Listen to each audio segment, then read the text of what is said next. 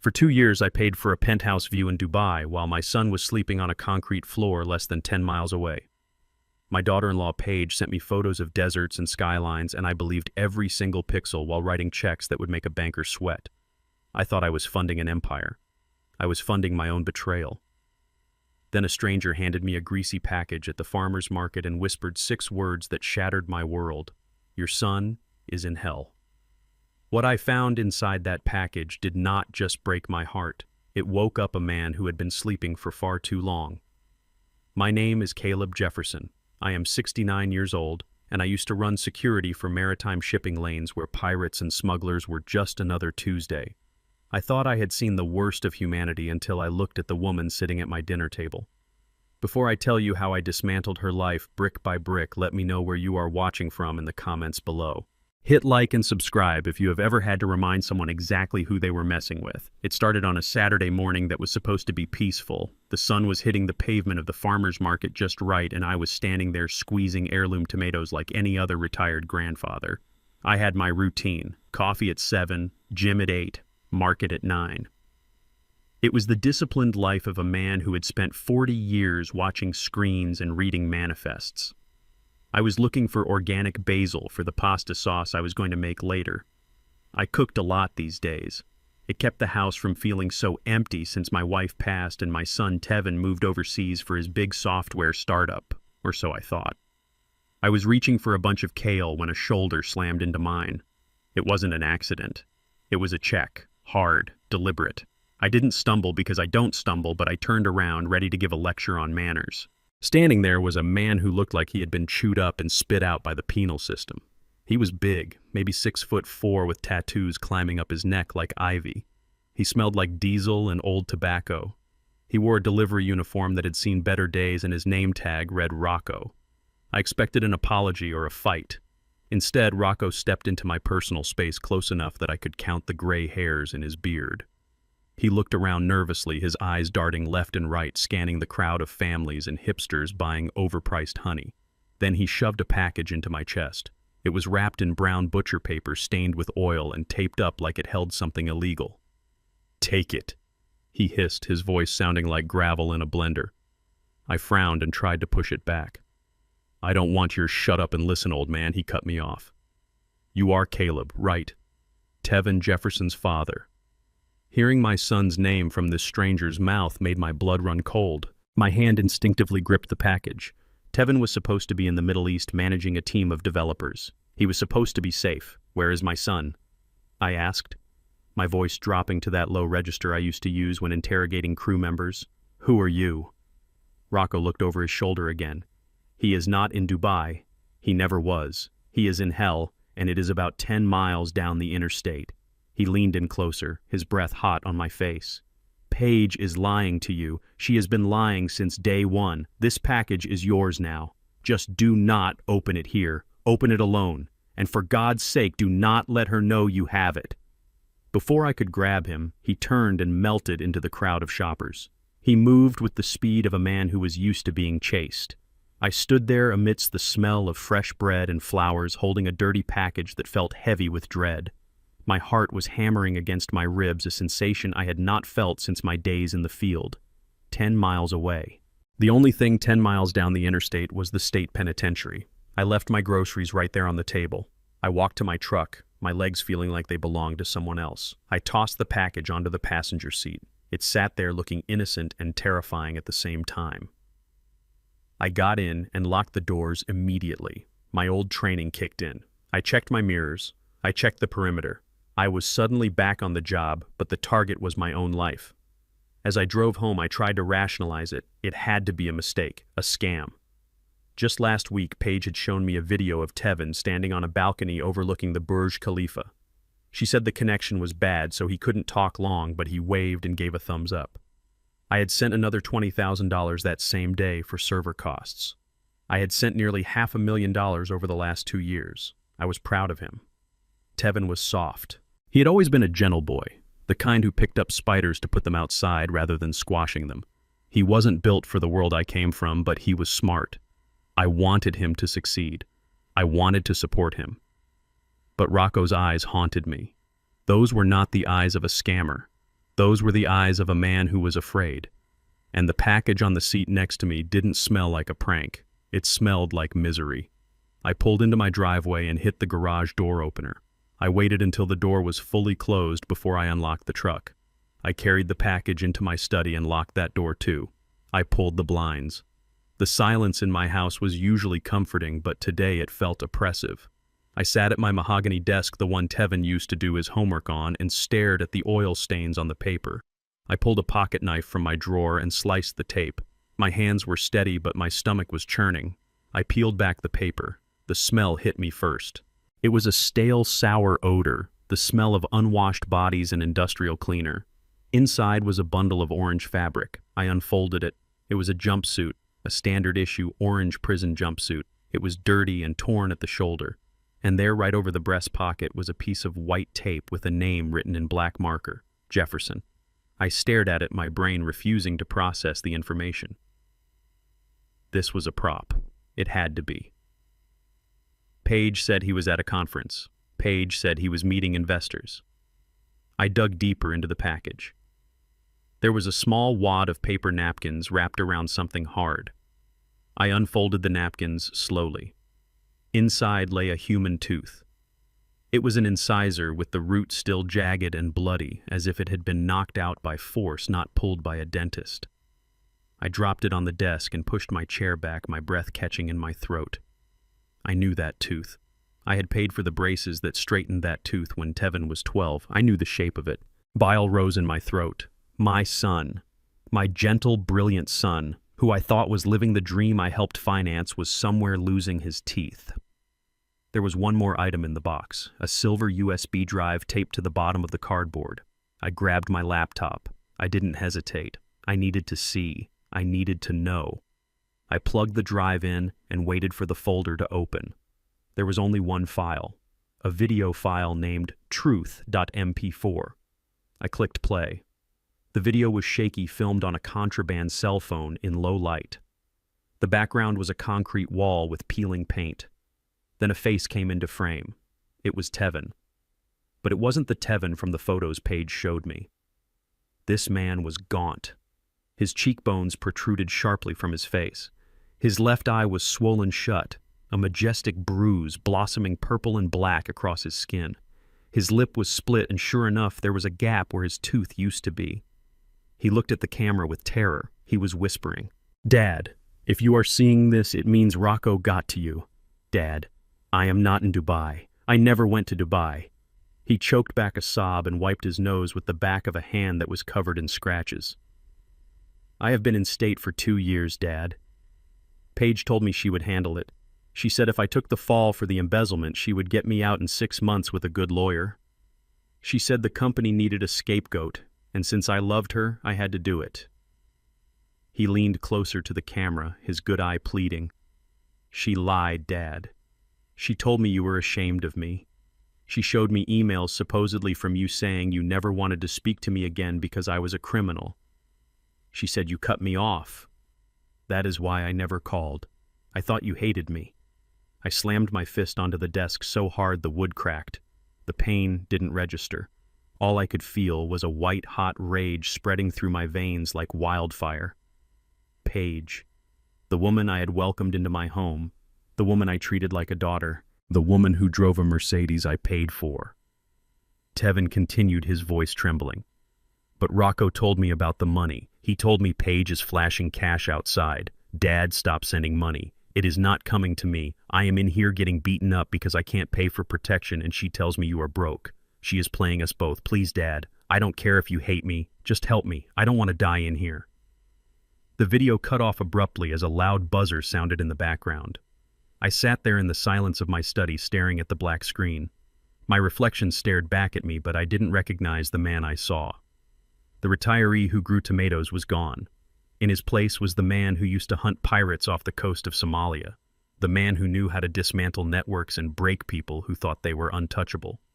I looked at the orange jumpsuit.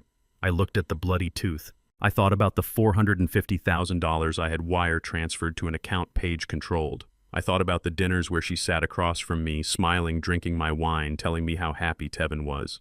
She had told my son I hated him. She had left him to rot in a cage while she spent my money on designer bags and manicures. She had blocked his calls. She had forged my emails. She had played God with my family. I stood up and walked to the window. Outside, the world looked the same. The neighbor was mowing his lawn. A dog was barking. But inside this room, the world had shifted on its axis. I didn't cry. Tears are for grief, and I wasn't grieving. I was strategizing. I picked up the tooth and wrapped it carefully back in the napkin. I folded the jumpsuit and placed it back in the box. I put the USB drive in my pocket. Paige thought she was dealing with a senile old man with a heavy checkbook. She thought Tevin was weak and I was oblivious. She was right about Tevin being soft. He loved too much. He trusted too easily. But she was dead wrong about me. I picked up my phone. I didn't call the police. Not yet. Police take statements and file reports and follow procedures. I needed something faster. I needed total destruction. I dialed a number I hadn't used in 5 years. It belonged to Fletcher, a lawyer who specialized in forensic accounting and burying people under mountains of litigation. Caleb Fletcher answered, his voice surprised. "I thought you were retired." "I was," I said, my voice calm and deadly. "But I just found a pest infestation in my house, Fletcher. A big one. I need you to clear your schedule." I hung up and looked at the photo of Tevin and Paige on my bookshelf. It was taken at their wedding. I paid for that wedding. I paid for the honeymoon. I looked at Paige's smiling face, and for the first time I saw the predator behind the mask. I walked to the kitchen and poured myself a glass of water. My hand was steady. My heart rate had slowed down. This was the calm before the violence. I checked the time. It was 3 in the afternoon. Paige usually called me around 4 to give me an update on Tevin. I sat at the kitchen table and waited. When the phone rang 40 minutes later, her name flashed on the screen with a heart emoji next to it. I stared at it for a moment, letting it ring. Let her worry. Let her wonder. I picked up on the 4th ring. "Hello, Paige," I said, letting my voice sound weary and old just the way she liked it. "Dad," she chirped, her voice dripping with fake sweetness. "I just heard from Tevin. He is so excited about the new contract. He said he misses you so much." I closed my eyes and pictured my son's swollen face in that cell. "Is that so?" I asked. "He is doing well then." "Oh yes," she said. "He is living the dream, Dad. He said the view from the office is breathtaking." I gripped the phone tight. "That is wonderful, honey," I said. "You know, I was just thinking. I have some extra cash from that land sale down south. About $2 million. I was thinking of sending it over to help him expand." "What do you think?" I could practically hear her salivating on the other end of the line. "Oh, Dad, that would be amazing," she gasped. "That would change everything for him." I smiled a cold, humorless smile. "Good. Why don't I come over for dinner tonight? We can celebrate. And I can bring the check." "I would love that," she said. "I will cook your favorite." I hung up the phone. She was going to cook my favorite, and I was going to serve her a dish she would never forget. She wanted my money. She was going to get something else entirely. I walked back to my study and unlocked the safe. I didn't take out a gun. That was too easy. I took out a file. A file I had started keeping years ago just out of habit. A file on everyone who entered my life. I opened Paige's folder. It was thin, but tonight it was going to get a lot thicker. "I am coming for you, Paige," I whispered to the empty room. "And I am bringing hell with me. If you think you know how far a father will go to avenge his son, you have no idea what is coming next." Paige thought she was the player, but she just became the pawn. Let me know in the comments what you would do if you found out your child was in prison while you were paying for a lie. Would you call the cops, or would you handle it yourself? Stay tuned, because dinner is served and revenge is on the menu. I pulled my truck up to the curb of the house I had bought. It was a sprawling colonial-style mansion that sat on an acre of manicured lawn in the most expensive subdivision in the county. The driveway was paved with cobblestones imported from Italy, or at least that is what Paige had told me when she sent the invoice. I turned off the engine, but I did not get out immediately. I sat there gripping the steering wheel until my knuckles turned the color of ash. My heart was beating a slow, dangerous rhythm against my ribs. It was the same rhythm I used to feel right before a raid. Controlled chaos. Inside that house sat the woman who had turned my son into a prisoner and me into a walking atom machine. Inside that house was the architect of my family's destruction. I looked in the rearview mirror. The face staring back at me looked calm. It looked like the face of a 69-year-old retiree who worried about his tomato plants and his cholesterol. It was a good mask. It was the mask of Caleb, the gullible father-in-law. The mask of a man who wrote checks without asking questions. I needed that mask tonight because if I let it slip for even a second, I might do something that would send me to a cell right next to Tevin. I took a deep breath, inhaling the scent of old leather and stale coffee inside my truck. I had to be perfect. I had to smile. I had to eat her food and drink her wine and listen to her lies without vomiting. I stepped out of the truck and walked up the path. The landscaping was immaculate. There were fountains gurgling and perfectly trimmed hedges. Every blade of grass looked like it cost $1. And in a way it did. It cost my son his freedom. I rang the doorbell. It played a melodic chime that echoed through the massive house. A moment later, the door swung open. Paige stood there, framed by the golden light of the foyer. She looked like $1 million, literally. She was wearing a silk dress that shimmered when she moved, and on her arm hung a quilted black Chanel bag with the gold interlocking C logo.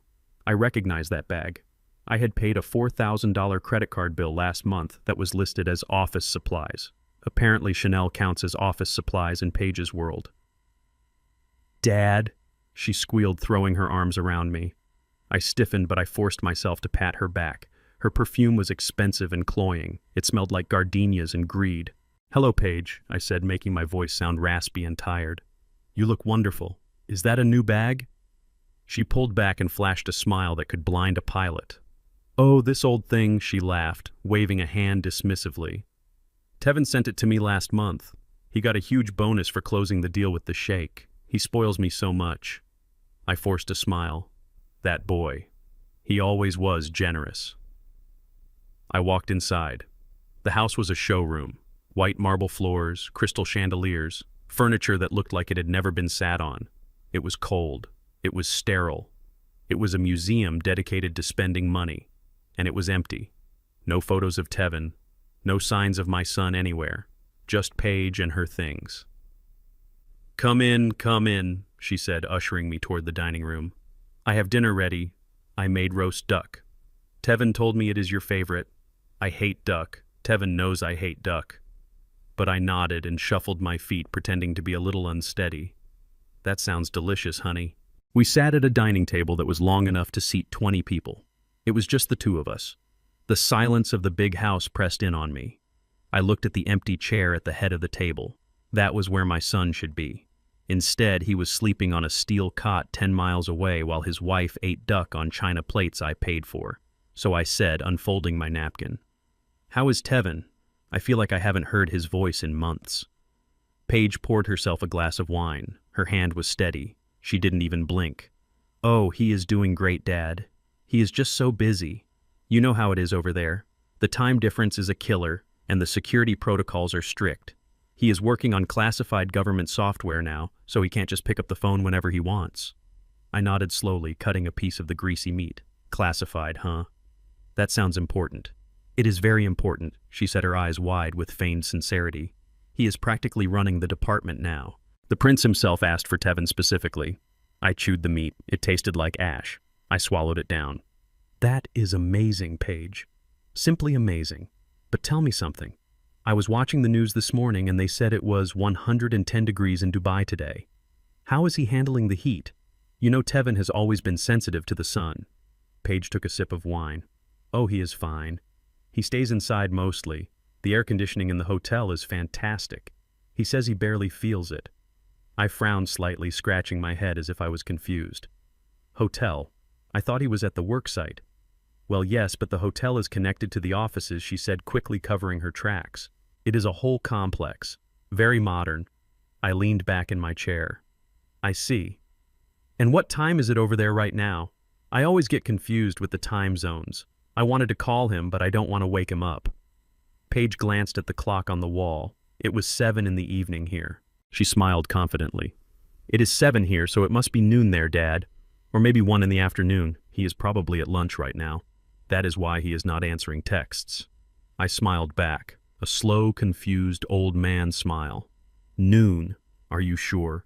I thought they were 8 or 9 hours ahead. Wouldn't it be 3 or 4 in the morning?" For a split second her mask slipped. I saw a flicker of annoyance in her eyes, a flash of irritation that the old man was asking too many questions. But she recovered instantly. "Oh, Dad, you are right. I am so silly. I always get it mixed up. Yes, he is sleeping. That is why we can't call. He needs his rest. He has a big presentation tomorrow." I nodded, tapping my fork against the plate. "Right, sleeping. Of course. Just like he was sleeping last week when I tried to call. And the week before that. He sleeps a lot for a man who is running a department." Paige laughed, a nervous tinkle of a sound. "He works hard, Dad. He needs his sleep." I watched her eat, watched. She ate with small, delicate bites, wiping her mouth after every morsel. She looked so composed, so innocent. If I didn't have a human tooth wrapped in a napkin in my pocket, I might have believed her. She was good, she was world-class, but she made a mistake. She thought because I was old, I was stupid. She thought because I loved my son, I was blind. I let the conversation drift. I let her brag about the new car she was looking at. I let her talk about the renovations she wanted to do to the kitchen. I let her dig her hole deeper and deeper. Then she stood up. "Oh, I almost forgot," she exclaimed, clapping her hands together. "Tevin sent something for you. A special gift." She walked over to the sideboard and picked up a wooden box. She carried it to the table with two hands, treating it like a holy relic. "He sent this in the diplomatic pouch," she whispered conspiratorially. "It is very rare. He said he had to pull a lot of strings to get it out of the country." She opened the box. Inside, nestled in black velvet, was a bottle of dark red wine. The label was fancy with gold lettering and a picture of a chateau. "It is a vintage blend," she said. "Only available to the royal family. He wanted you to have it for your birthday coming up." I looked at the bottle. It certainly looked expensive. The glass was heavy and dark. The foil wrapper was intact. "Wow," I said, letting my voice tremble with emotion. "For me. From the royal family." "Yes," she beamed.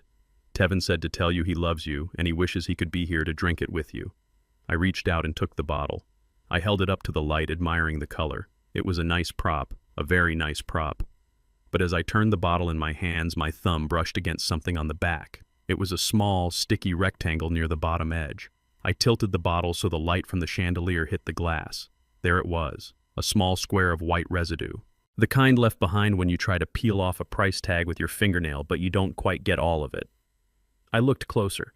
My eyes weren't what they used to be, but they were good enough to spot a threat from a mile away, and they were certainly good enough to read the tiny blueprint that had not been scraped off. Liquor Barn. Liquor Barn was a chain store. There was one on 4th Street about 2 miles from here. I bought my beer there. I felt a cold, hard knot tighten in my stomach. She hadn't even bothered to clean the bottle properly. She had gone down the street, bought a $50 bottle of wine, and handed it to me, saying it came from a prince in Dubai. It wasn't just a lie. It was an insult. It was a slap in the face. She didn't just think I was gullible. She thought I was pathetic. She thought she could hand me garbage and I would thank her for it. She respected me so little that she couldn't even be bothered to run the bottle under hot water to remove the evidence. I looked up at her. She was smiling, waiting for my praise, waiting for me to tear up about my son's thoughtfulness. She looked at me like I was a golden retriever she had just given a treat to. I gripped the neck of the bottle. I wanted to smash it across the marble table. I wanted to scream. I wanted to grab her by her silk dress and drag her to the nearest prison to show her what her husband looked like right now. But I didn't. I forced the rage down deep into the pit of my stomach where I kept all my demons. I let it fuel me. I let it sharpen my mind. "This is incredible, Paige," I said, my voice steady and low. "Liquor from the royals. I am honored." "You deserve it, Dad," she cooed. I set the bottle down gently on the velvet. "You know," I said, looking her dead in the eye, "I think I will save this. I won't open it tonight." "Oh," she said, looking disappointed. "Why not?" "Because," I said, standing up slowly. "A wine this special, a wine with this much history, it deserves a special occasion. I want to drink this when Tevin comes home." I saw a flicker of panic in her eyes. "Well, we don't know when that will be," she said quickly. "It could be months, or a year." "That is fine," I said, picking up the box. "I am a patient man, Paige. I can wait. I have waited a long time for a lot of things. I can wait a little longer for the truth." She frowned, slightly confused by my tone. "The truth?" she asked. The true celebration, I corrected myself, forcing a smile back onto my face. The party we will have when he walks through that door. That is when I will open this bottle. I tucked the box under my arm. Thank you for dinner, Paige. It was enlightening. I walked toward the door, not waiting for her to show me out. I needed fresh air. I needed to get away from the smell of her perfume and the stench of her lies. As I walked to my truck, I looked back at the house. She was standing in the doorway watching me, the silhouette of a predator in a silk dress.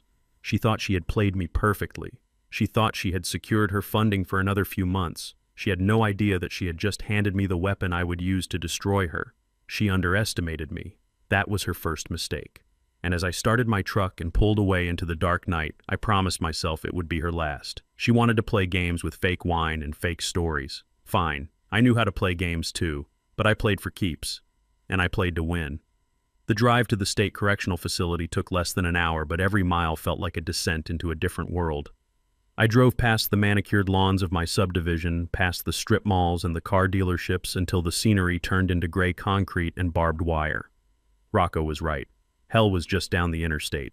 I pulled my truck into the visitor lot, which was filled with rusted sedans and women looking tired and defeated. I didn't belong here. My son didn't belong here. But Paige had put us here. Getting inside wasn't as simple as walking through a door. Prisons run on bureaucracy and misery, and they have plenty of both. I walked up to the front desk where a guard with a neck as thick as a tree trunk was staring at a clipboard. He didn't look up. Name, he grunted. Caleb Jefferson. I said, my voice flat. I am here to see inmate number 7492, Tevin Jefferson. The guard scanned a list. Not on the approved visitor list. Step aside.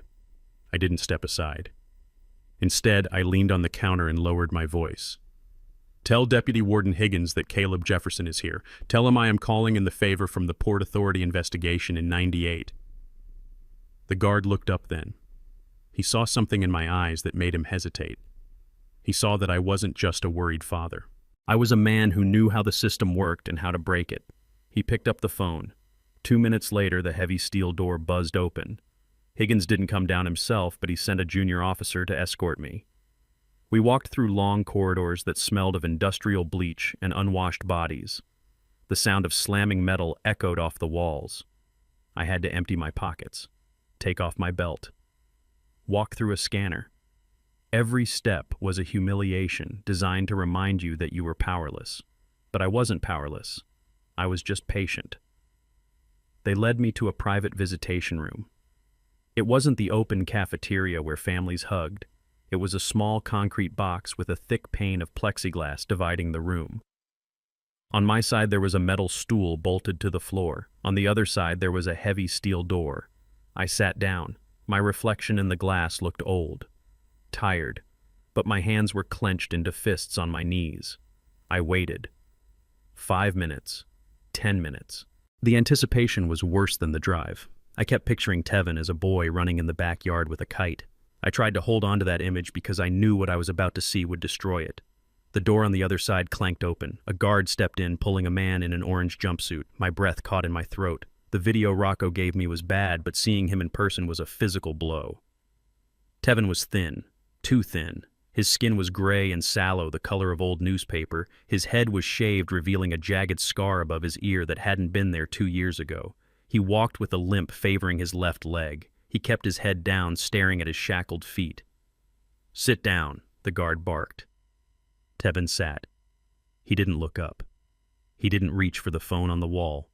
He just sat there, slumped over like a man who had forgotten what hope felt like. I picked up the receiver.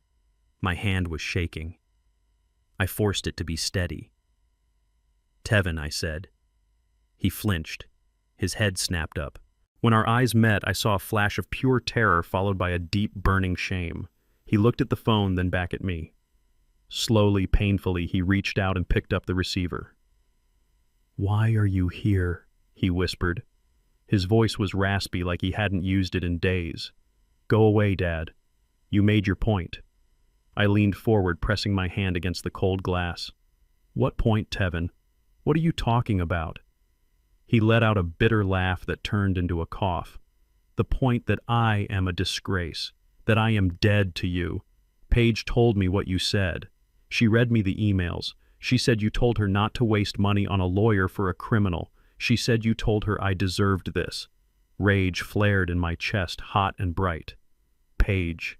She hadn't just stolen my money. She had stolen my voice. She had used my name to break my son's spirit. Tevin, listen to me, I said, my voice intense and focused. Look at me, son. I never said that. I never wrote those emails. I thought you were in Dubai. Tevin blinked, confusion clouding his eyes. Dubai? What are you talking about? She told me you were running a startup, I explained. She sent me photos. She sent me fake contracts. I have been sending money for 2 years thinking I was funding your business. I didn't know you were here until yesterday. He stared at me, his mouth slightly open. The gap where his tooth used to be was visible, a constant reminder of the violence he had endured. You didn't know, he asked, his voice trembling. No. A man named Rocco found me. He gave me the package. He told me the truth. Tevin dropped his head into his hands. His shoulders began to shake. He wasn't laughing. He was sobbing. Great, heaving sobs that racked his thin frame. I watched helpless, unable to touch him, unable to comfort him. She told me I had to do it, he choked out between sobs. The embezzlement. It wasn't me, Dad. It was her company. She cooked the books. When the feds started sniffing around, she panicked. She told me if I took the fall, she would be waiting. She said she would use the money to hire the best appeals lawyer. She said if I didn't do it for her, then I didn't really love her.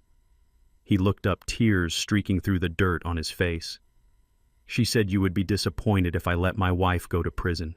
She used you against me, Dad. She said a real Jefferson protects his family. So I confessed. I signed the papers. I took 5 years to save her. I felt a vein throb in my temple. Manipulation. Pure, cold-blooded manipulation. She knew Tevin's weakness was his desire to please, his desire to be a hero. She had weaponized his love. And then she disappeared, I said, finishing the story for him. She visits once a month, he said, wiping his nose on his sleeve. Just enough to keep me on the hook. She tells me she is working on the appeal. She tells me money is tight. She says you won't help us. She says I have to be patient. She brings me commissary money sometimes, but it is never enough. I have to pay for protection, Dad. If I don't pay, they hurt me. He pointed to his missing tooth. This cost me $500. I didn't have it, so they took the tooth instead. I closed my eyes for a second, forcing myself to breathe. $500. I had paid Paige $4,000 last week for a credit card bill, she said, was for business expenses. She was buying Chanel bags while her husband was getting his teeth knocked out over $500. She cut me off. Tevin continued. I wrote you letters, Dad, every week for the first year. I begged you to forgive me. I tried to explain. I never got them, I said. I know that now, he said. She must have intercepted the mail, or maybe she just paid someone inside to toss them. She controls everything. My access to the outside world goes through her. She is my power of attorney. Power of attorney. The phrase set off an alarm in my head. You signed over power of attorney, I asked. Before I came in, he nodded. She said she needed it to manage the house and the accounts while I was away. I signed everything, Dad. The house, the savings, my shares in the company. It was worse than I thought. She didn't just steal from me. She had legally stripped him of everything before throwing him to the wolves. She had planned this. This wasn't an accident. This was a demolition. Tevin looked at me, his eyes filled with a desperate hope I hadn't seen since he was a child, asking if I could fix a broken toy. Can you get me out, Dad? Please, I can't stay here. I looked at my son. I saw the fear. I saw the pain. But underneath it all, I saw the boy I raised. The boy who was too good for the woman who destroyed him. I leaned closer to the glass, my voice low and dangerous. I am going to get you out, Tevin. I swear on your mother's grave, I am going to get you out. But not today. And not with a lawyer. Not yet. He looked confused. Why not? Why? Because if we file an appeal now, she will know, I said. She will run. She will take the money and disappear, and you will still be in here fighting the system. We need to destroy her credibility first. We need to prove she did it. I looked him dead in the eye.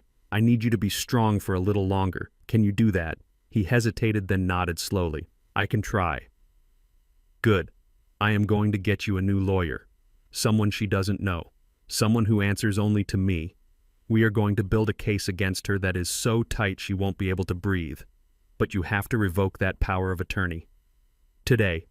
My lawyer will be here this afternoon with the papers. Sign them. Sign everything over to me. I will, he said.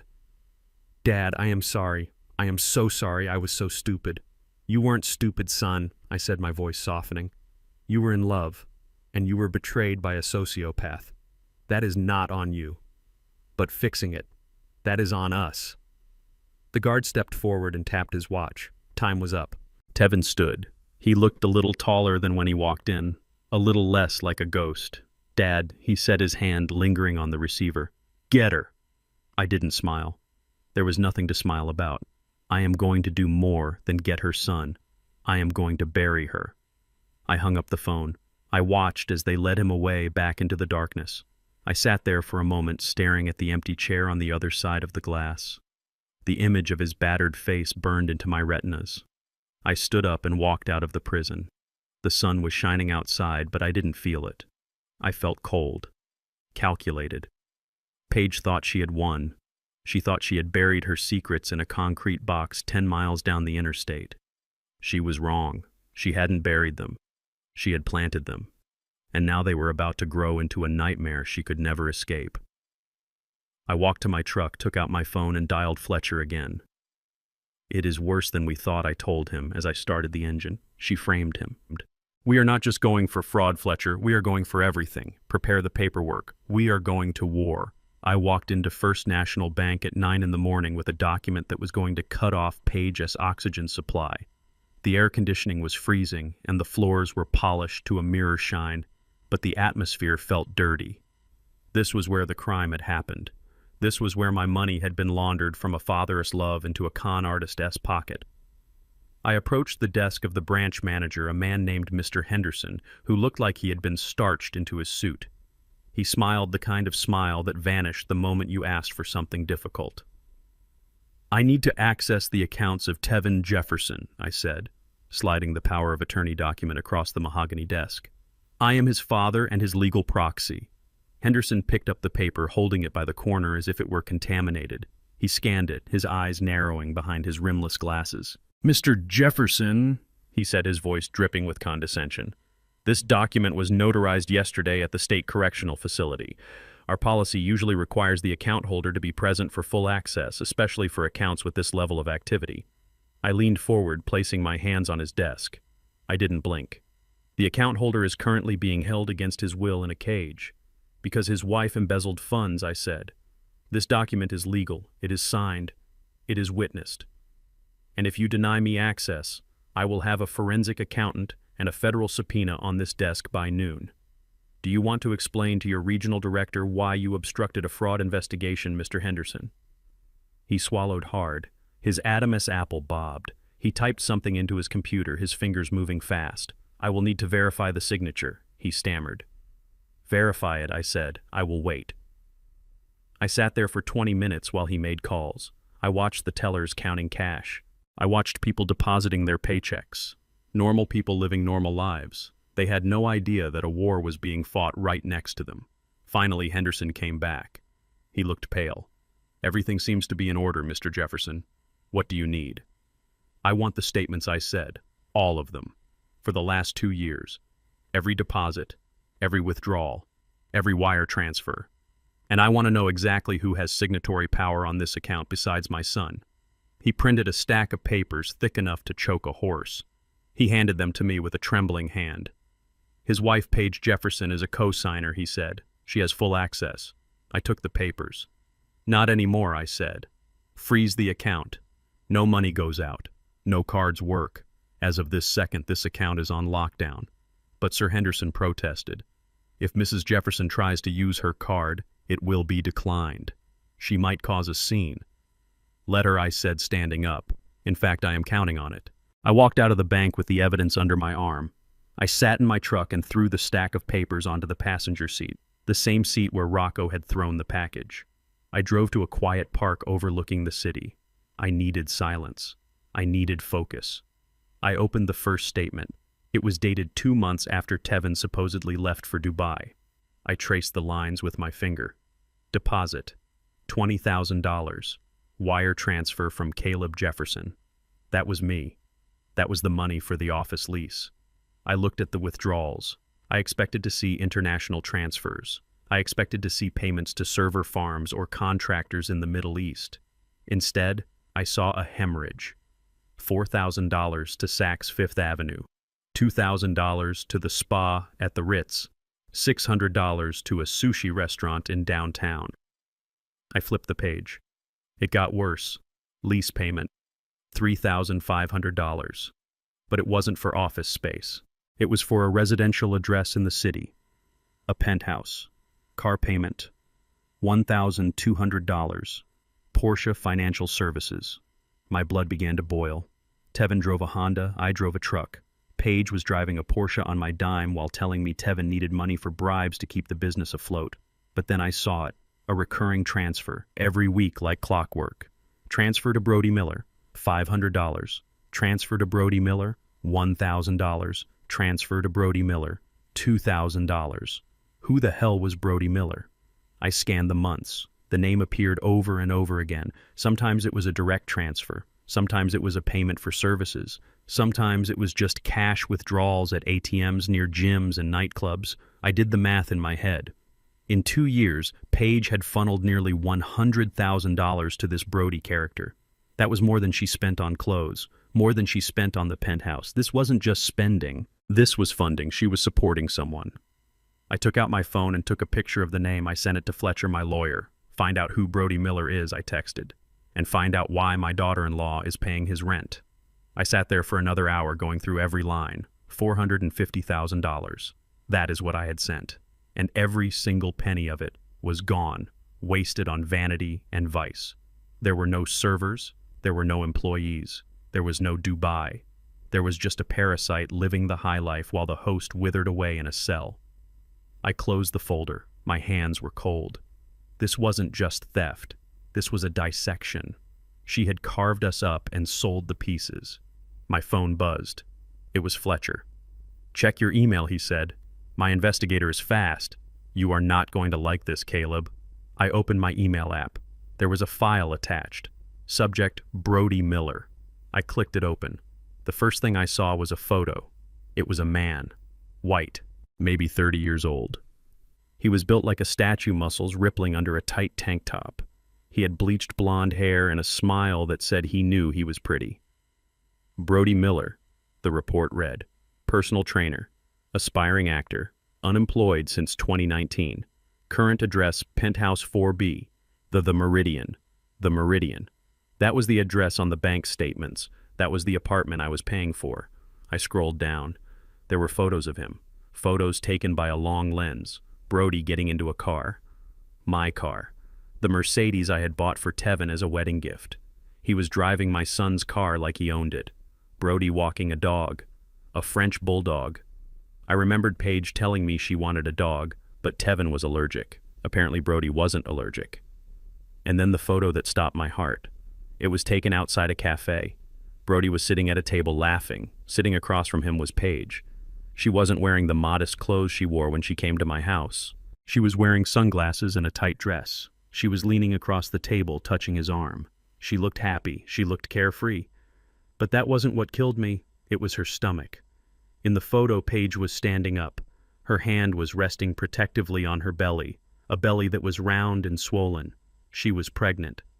I zoomed in on the photo. The date stamp was from yesterday. She looked to be about 5 or 6 months along. I did the math. I counted backward. 5 months, 6 months, even 7 months. Tevin had been in prison for 2 years. He had been locked in a cage with no conjugal visits, no contact with the outside world for 730 days. That baby was not Tevin's. The realization hit me like a physical blow to the chest. It wasn't enough that she stole his money. It wasn't enough that she stole his freedom. She had replaced him. She was building a new family, a new life with this muscle-bound gigolo using the money I sent to save my son. I dropped the phone onto the seat. I felt sick, nauseous. The level of betrayal was biblical. She had looked me in the eye 2 days ago and told me Tevin missed me.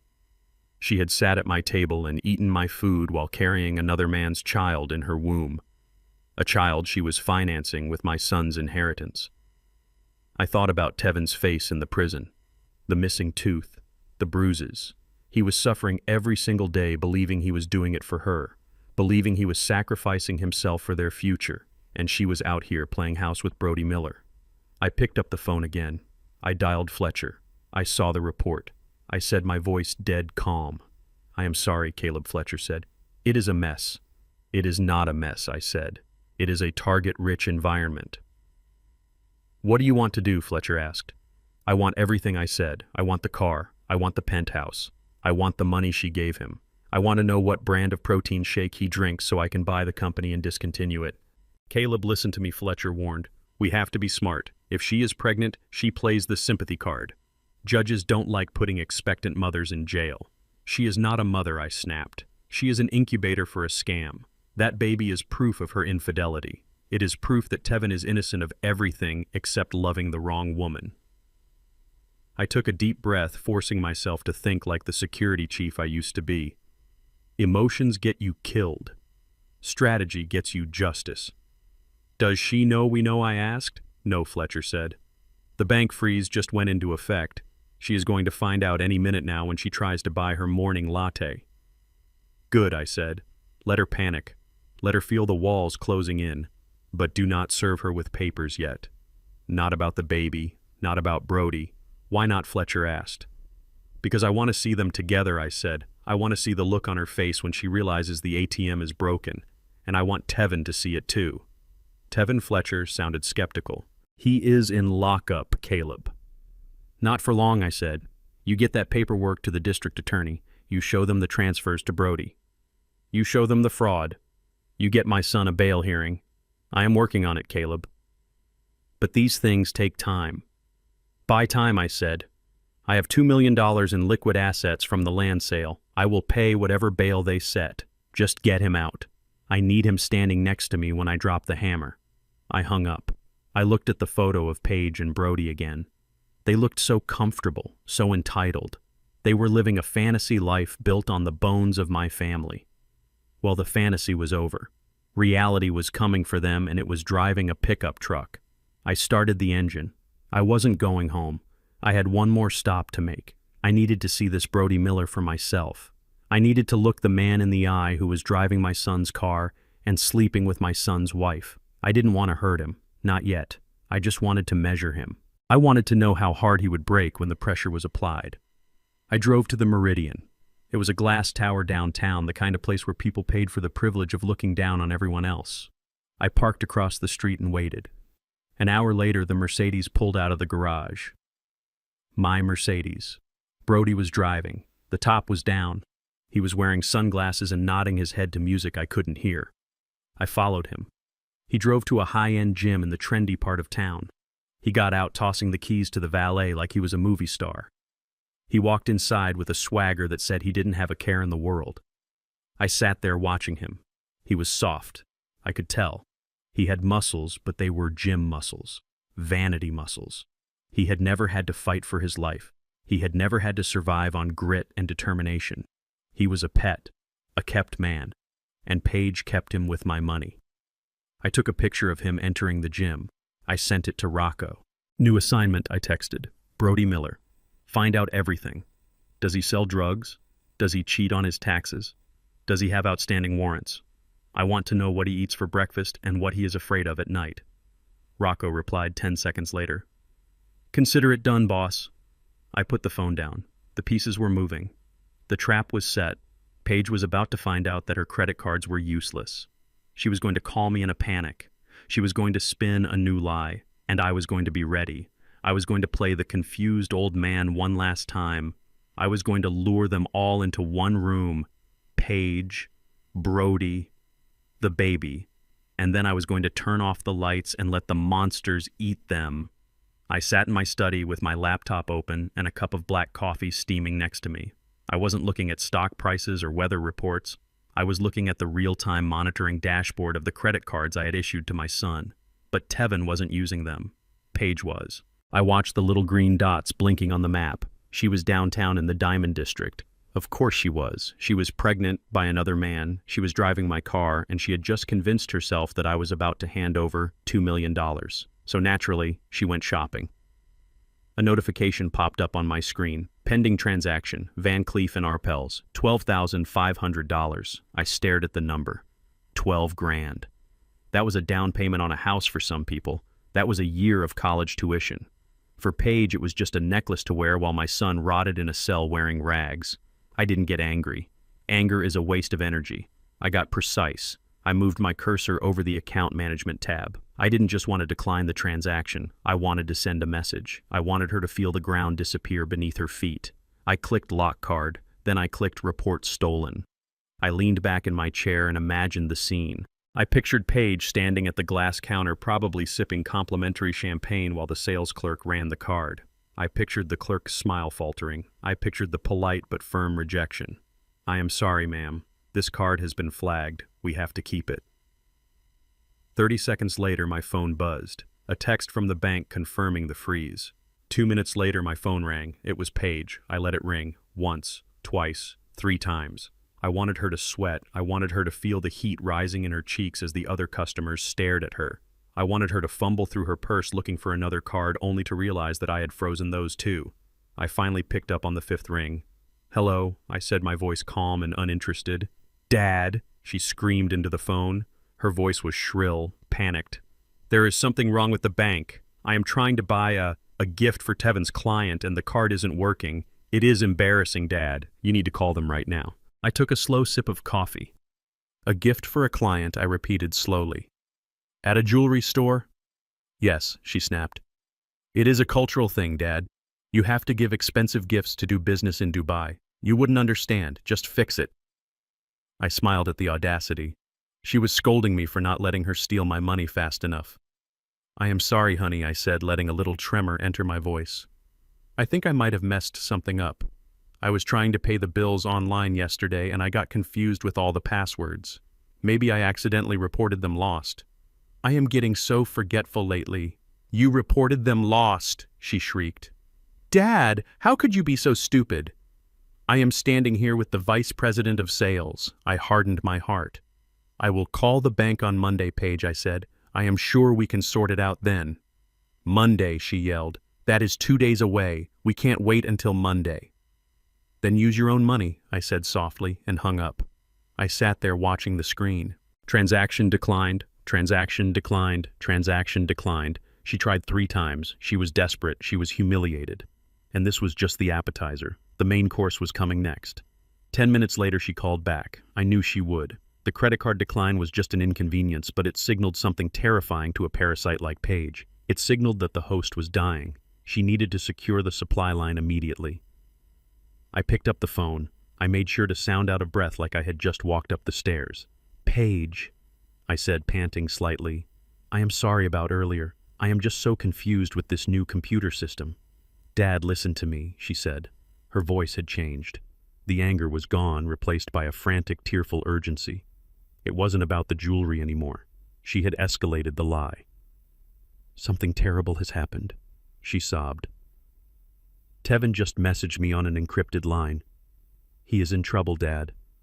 Serious trouble." I gripped the edge of my desk. I knew Tevin was in trouble. He was in trouble because of her. "What is it?" I asked, feigning panic. "Is he sick?"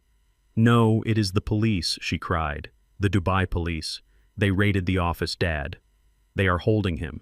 They found some irregularities with the visas. They are threatening to put him in a hole for 20 years unless we pay a fine immediately." I closed my eyes, marveling at her evil creativity.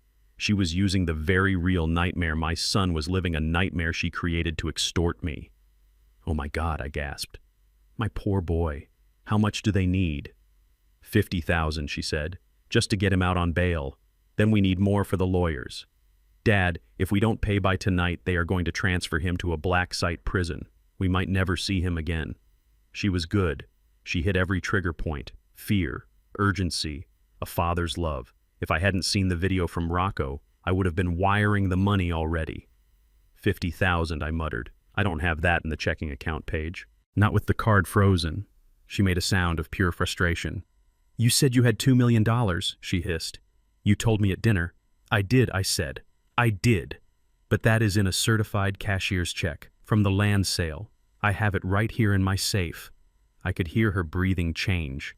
She stopped crying instantly. The mention of the check acted like a sedative on her hysteria.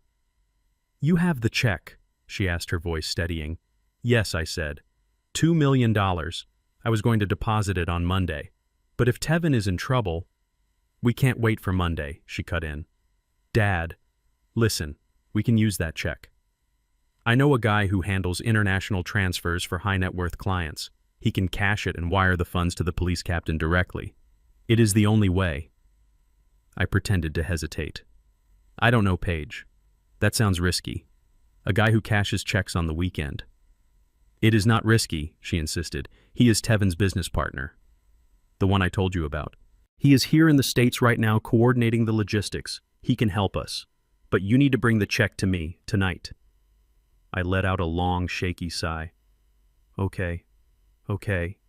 I will do it. For Tevin. I will bring the check. Thank God, she breathed. Thank God. You are saving his life, Dad. I hung up the phone and looked at the empty safe. There was no check.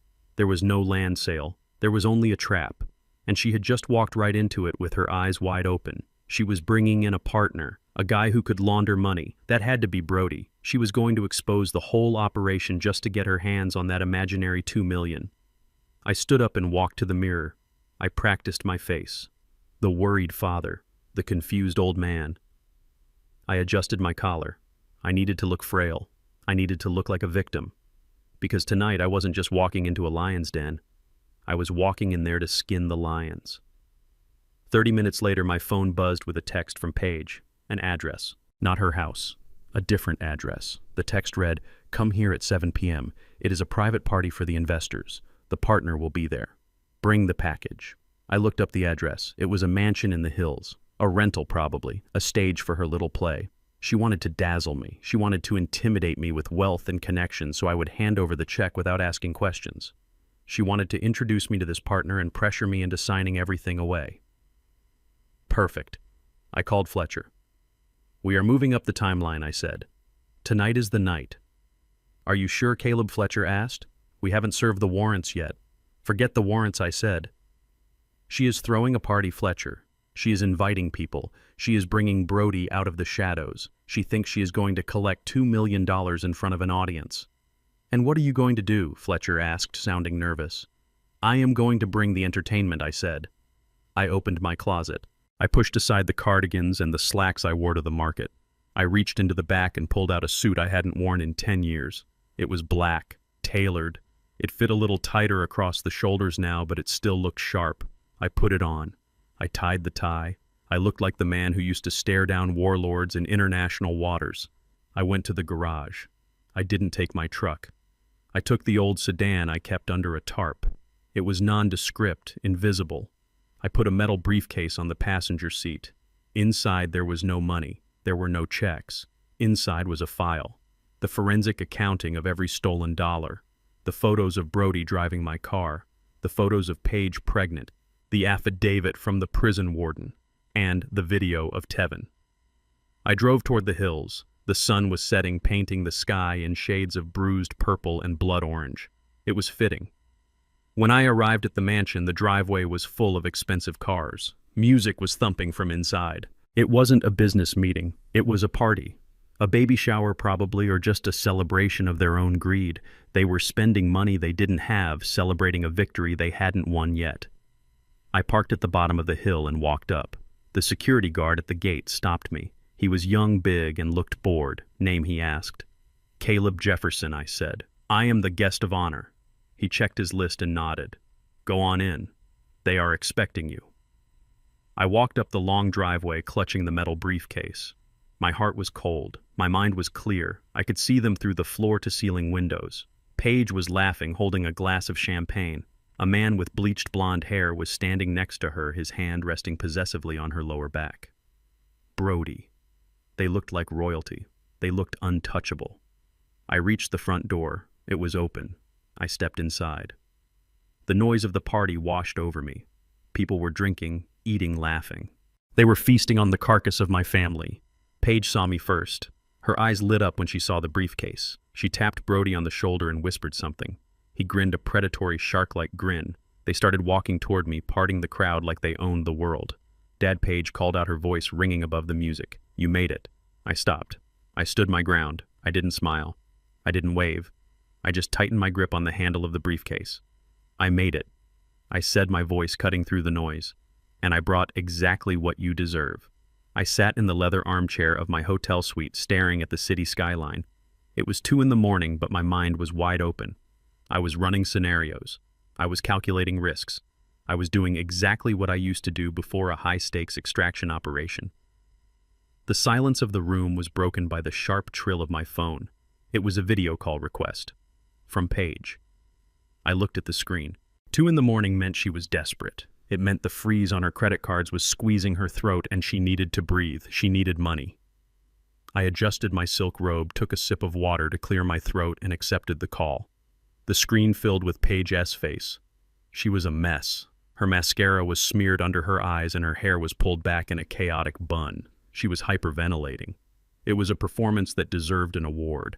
Behind her, I could see white walls and hear the beep of medical machinery. It looked like a hospital waiting room, but something was off. The lighting was too warm. The acoustics were too hollow. "Dad," she choked out.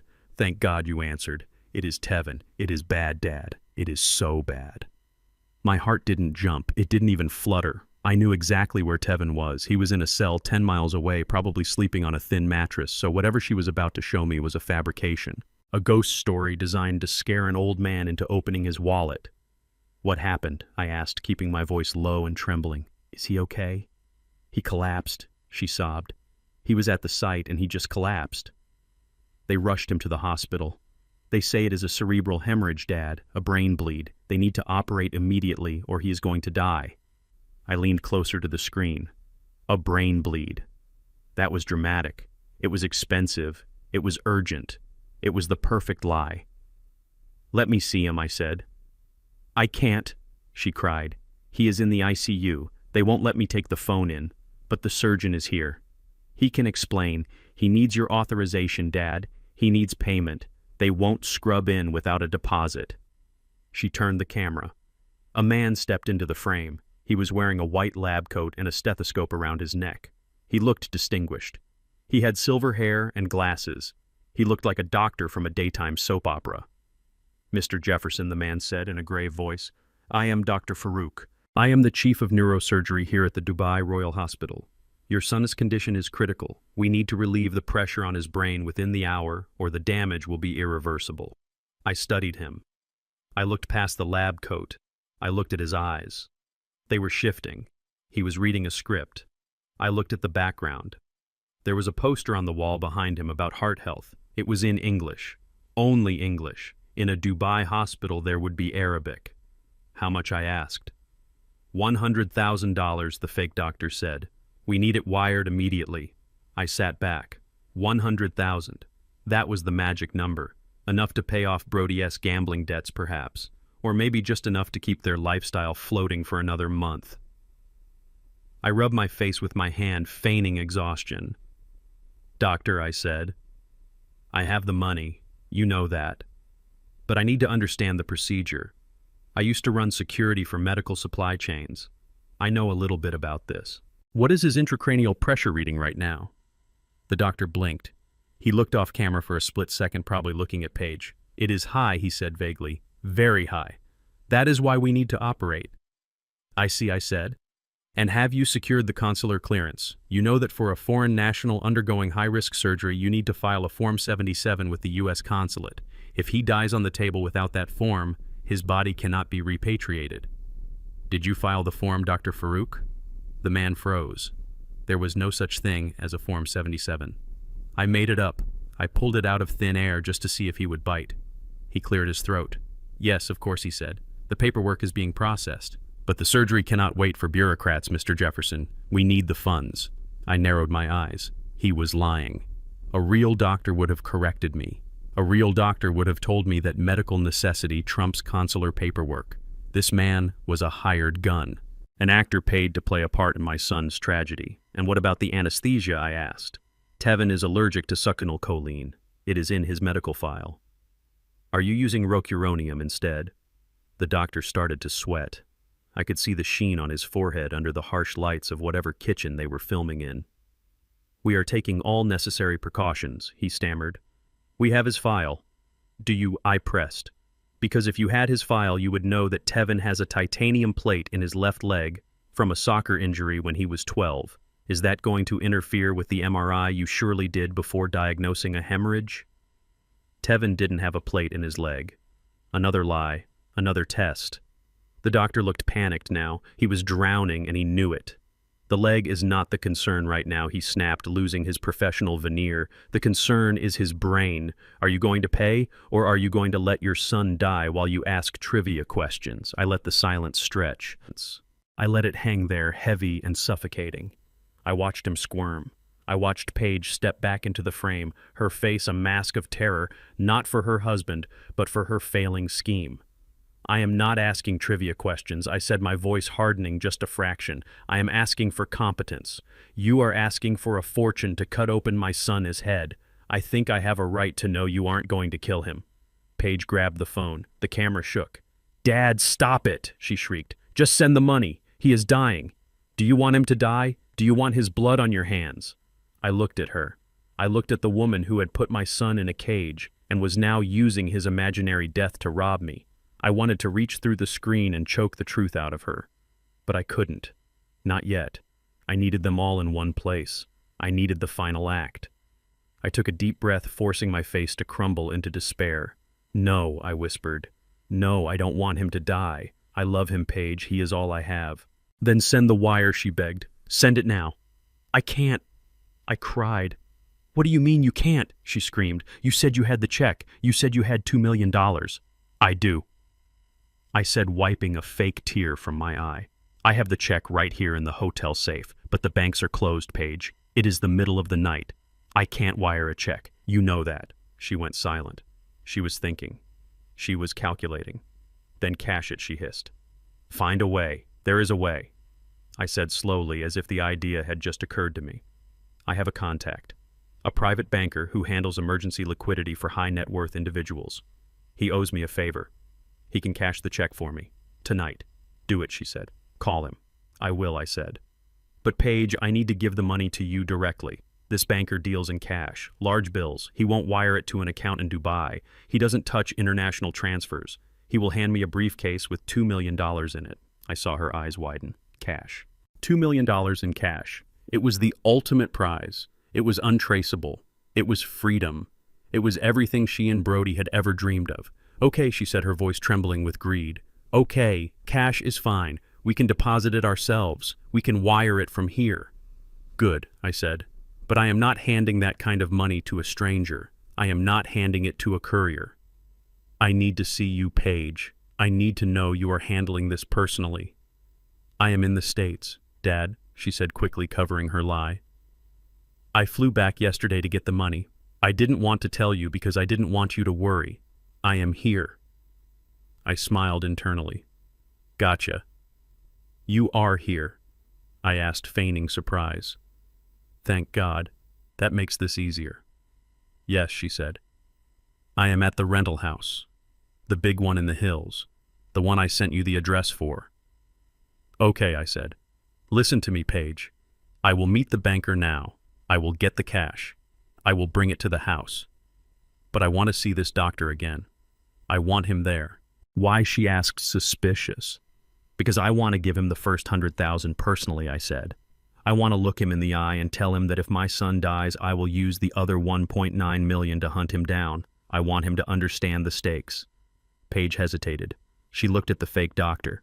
He looked terrified, but he also looked greedy. He flew in with me. She lied effortlessly. He is here monitoring Tevin remotely. He will be at the party. I mean, the meeting. The party. She slipped. She was throwing a party. She was going to celebrate her victory with champagne and my money. Good, I said. I will be there in 2 hours. Have the doctor ready. And Paige, have the paperwork ready. I want to see the medical scans. I want to see the invoices. If I am handing over my life savings, I want to see what I am buying. We have everything she promised. Just hurry, Dad. Every minute counts. I will hurry, I said. I am coming, Paige. I am coming to save my son. I hung up the phone. The screen went black. I sat there in the dark room feeling the adrenaline coursing through my veins. It was a potent cocktail of hatred and focus. They were all going to be there. Paige, the fake doctor, Brody, the friends they were trying to impress. They were gathering for a feast and I was bringing the main course. I stood up and walked to the closet. I pulled out the metal briefcase I had prepared. It was heavy. It felt substantial. It felt like $2 million. But it wasn't money inside. I opened the latches. Inside were stacks of paper. But they weren't banknotes. There was the affidavit from the prison warden confirming Tevin S. incarceration dates. There were the forensic accounting sheets showing every stolen dollar, every unauthorized transfer, every payment to Brody Miller.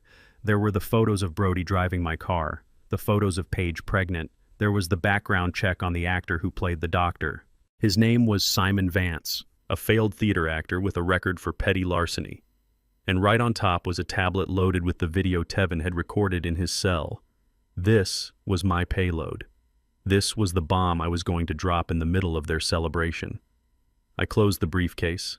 It clicked shut with a sound like a gun cocking. I walked to the bathroom and splashed cold water on my face. I looked at myself in the mirror. Caleb Jefferson, 69 years old, father, widower, and tonight, executioner. I wasn't going to raise my voice. I wasn't going to throw a punch. I was going to walk into that house and I was going to dismantle their lives with the precision of a surgeon. I was going to strip them of their lies, their money, and their freedom. And I was going to enjoy every second of it. I grabbed my keys, I grabbed the briefcase, I walked out of the hotel room and didn't look back. The drive to the hills was quiet. The city lights twinkled below me, oblivious to the storm that was moving through the streets. I thought about Tevin. I thought about the fear in his eyes. "Hold on, son," I whispered to the windshield. "Daddy is coming, and I am bringing the fire." I pulled up to the gate of the mansion. The same guard was there. He waved me through. I was expected. I was the guest of honor. I was the mark. I parked the car. I picked up the briefcase. I walked to the front door. I could hear the music. I could hear the laughter. They were celebrating. They thought they had won. I reached for the door handle. My hand was steady. My heart was cold. Let the party begin. While I was playing, the confused old man on the phone with Paige, my lawyer, Fletcher, was waging a scorched earth campaign in the district attorney's office downtown. Fletcher did not believe in knocking. He believed in kicking the door down with a subpoena in his hand. It was 9 in the morning when he walked into the office of District Attorney Patterson. He didn't go alone. He brought a forensic handwriting analyst and a cybersecurity expert. Fletcher slammed a binder onto Patterson's desk. It contained the digital trail of a crime that had been pinned on the wrong man. We had the emails Paige sent to Tevin in prison, the ones where she threatened to divorce him if he didn't take the plea deal, the ones where she coached him on exactly what to say to the investigators. We had the metadata proving the embezzlement transfers were authorized from a laptop with an IP address registered to Paige's personal cell phone, not Tevin's workstation. But the nail in the coffin was the signature. Paige had gotten sloppy. Greed does that to amateurs. On the final authorization documents for the stolen funds, the signature loop on the letter T was a perfect match for Paige's handwriting, not my son's. The forensic analyst had prepared a 20-page report confirming it was a forgery. Fletcher told me later that the DA turned a shade of gray, usually reserved for old concrete. They had locked up an innocent man for 2 years based on a confession coerced by his own wife. It was a prosecutorial nightmare. Fletcher didn't ask for a new trial. He demanded an immediate emergency bail hearing based on new exculpatory evidence. He made it clear that if Tevin wasn't released pending the investigation, he would hold a press conference on the courthouse steps that would end Patterson's career. The system is slow, but money and fear act like grease in the gears. By noon, the judge had signed the order. Tevin was being released on his own recognizance pending the review of the fraud charges against his wife. I wired the processing fees before the gavel even hit the wood. I wanted my son out. I wanted him breathing free air before the sun went down. I sat in my sedan outside the rear exit of the correctional facility. It was a desolate place. High fences topped with razor wire cut through the blue sky. The ground was cracked asphalt and dead weeds. It smelled of exhaust and despair. I watched the heavy steel door. It was the same door that had swallowed thousands of men, but today it was going to spit one back out. The buzzer sounded, a harsh mechanical grind that made my teeth ache. The door swung open with a groan. Tevin stepped out. He wasn't wearing the orange jumpsuit anymore. He was wearing the clothes he had been arrested in 2 years ago. A pair of jeans that now hung off his hips like a sack and a t-shirt that was 2 sizes too big for his emaciated frame. He blinked in the sunlight, shielding his eyes with a hand that shook violently. He looked like a ghost. He looked like a man who had forgotten how to walk without shackles. He took 2 steps forward and then he crumbled. His knees just gave out. He hit the asphalt hard and curled into a ball, burying his face in his hands. He was sobbing. It wasn't a sound of relief.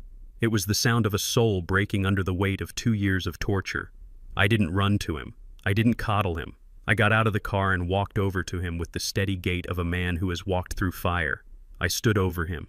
I cast a shadow over his broken form. "Get up, Tevin," I said. My voice was low, but it carried the weight of iron. He looked up at me. His face was streaked with grime and tears. The gap in his teeth made him look like a frightened child. "Dad," he choked out. "I can't. I am sorry. I am so sorry. I am weak." "You are not weak," I said. "You survived. Weak men die in there, Tevin. You are still breathing. Now get up." He shook his head, his body trembling. "She broke me, Dad. She took everything. She took nothing that we cannot take back," I snapped. "Stand up. Do not let her see you on your knees. Do not let the world see a Jefferson on the ground." I reached down and grabbed him by the front of his shirt. I hauled him to his feet. He was light, too light. I held him there, steadying him. I looked him dead in the eye. "You listened to me once when you were a boy," I said. "I told you that a man is not defined by how he falls. He is defined by how he gets up. You fell for a woman who was a predator. You took a bullet for a lie. That is done. That is the past. Right now you are a free man, and tonight you are going to be an avenger." Tevin stared at me. He saw the fire in my eyes. He saw the resolve. Slowly the trembling stopped. He took a deep breath. He wiped his face with his sleeve. He straightened his spine. It was a small movement, but it was everything. "I am ready, Dad," he whispered. "Good," I said. "Get in the car. We have work to do." I didn't take him to a hospital. I didn't take him to a therapist. I took him to war.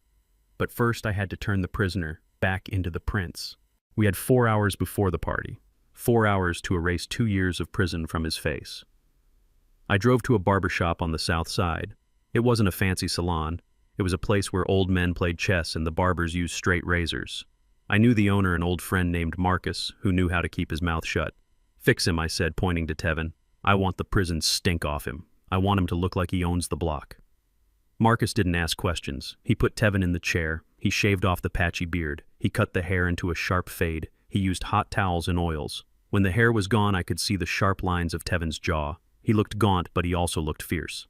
Next was the dentist. I had called in a favor from Dr. Evans, a cosmetic specialist who owed me for a security consultation I did for his clinic years ago. He opened his office on a Saturday just for us. "I can't do an implant today," Dr. Evans said, looking at the gap in Tevin's mouth. "It takes months to heal." "I don't need him to chew a steak," I said. "I need him to smile at his wife while we destroy her. Make him a temporary bridge. Make it look perfect." Dr. Evans worked fast. 45 minutes later, Tevin looked in the mirror. He bared his teeth. The gap was gone. His smile was back. It was a cold smile, a wolfish smile, but it was whole. The final stop was a tailor shop downtown. It was a place that didn't have a sign out front. You had to ring a bell to get in. The owner, Mr. Rossi, was a man who understood that a suit was armor. "I need something for tonight," I told Rossi. "Something that says, power. Something that says, I am back from the dead." Rossi measured Tevin with quick professional movements. "He is very thin," Rossi noted. "We need a slim cut. European style. Midnight blue. It will make him look sharp, not sick." Rossi pulled a suit off the rack and went to work with pins and chalk. He altered it on the spot, his hands moving like a magician. While he worked, I went to the display case. I picked out a shirt, crisp white Egyptian cotton. I picked out a tie, silk, deep burgundy, and I picked out a pair of shoes, hand-stitched Italian leather. Tevin changed in the back room. When he stepped out, the transformation was complete. The prisoner was gone. Standing there was a man who looked like he ran a Fortune 500 company.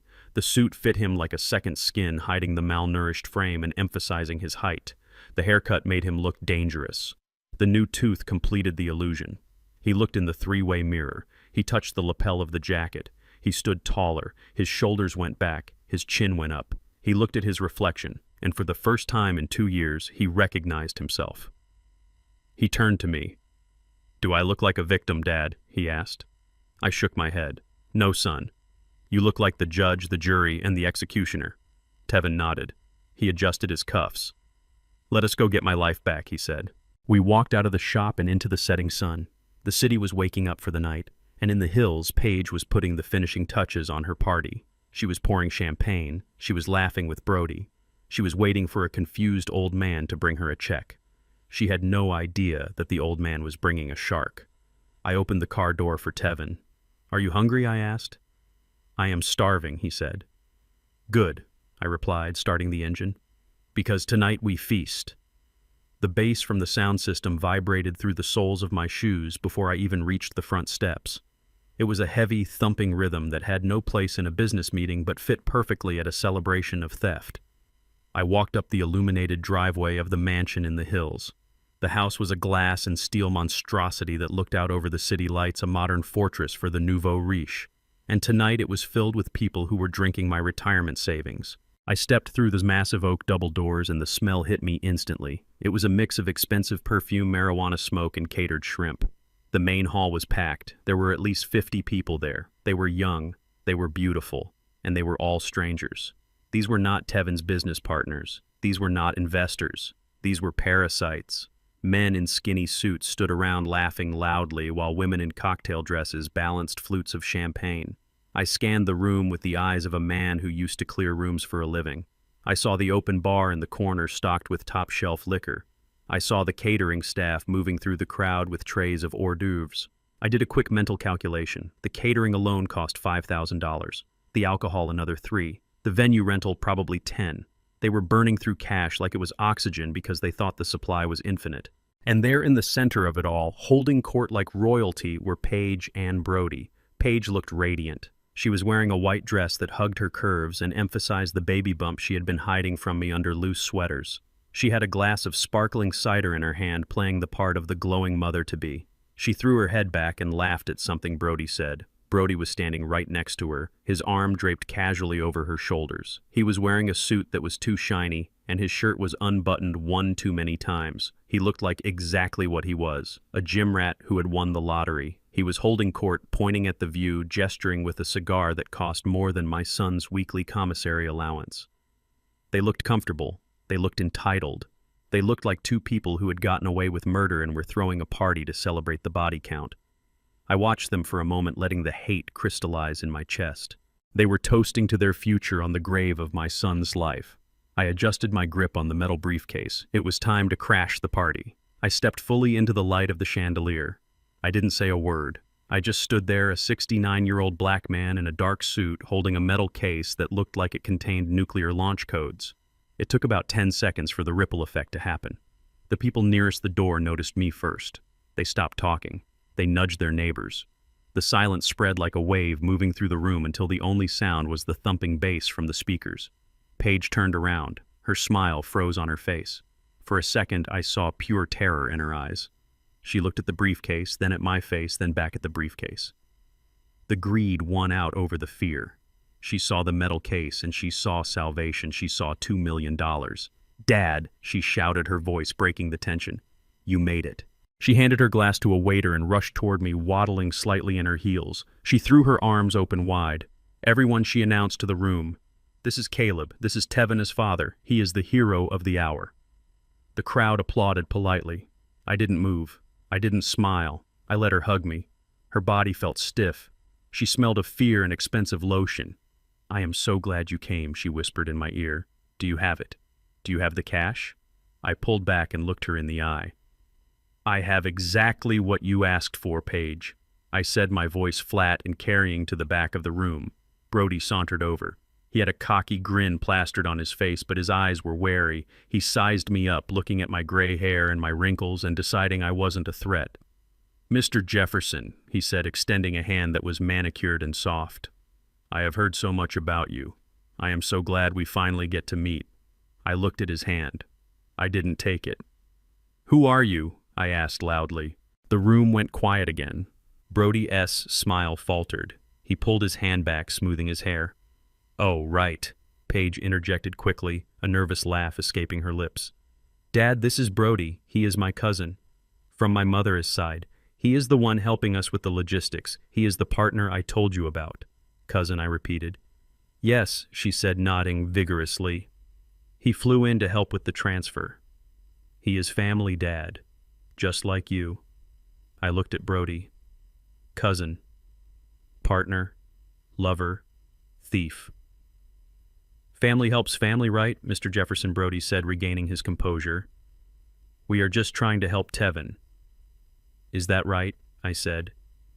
You are helping Tevin. By throwing a party.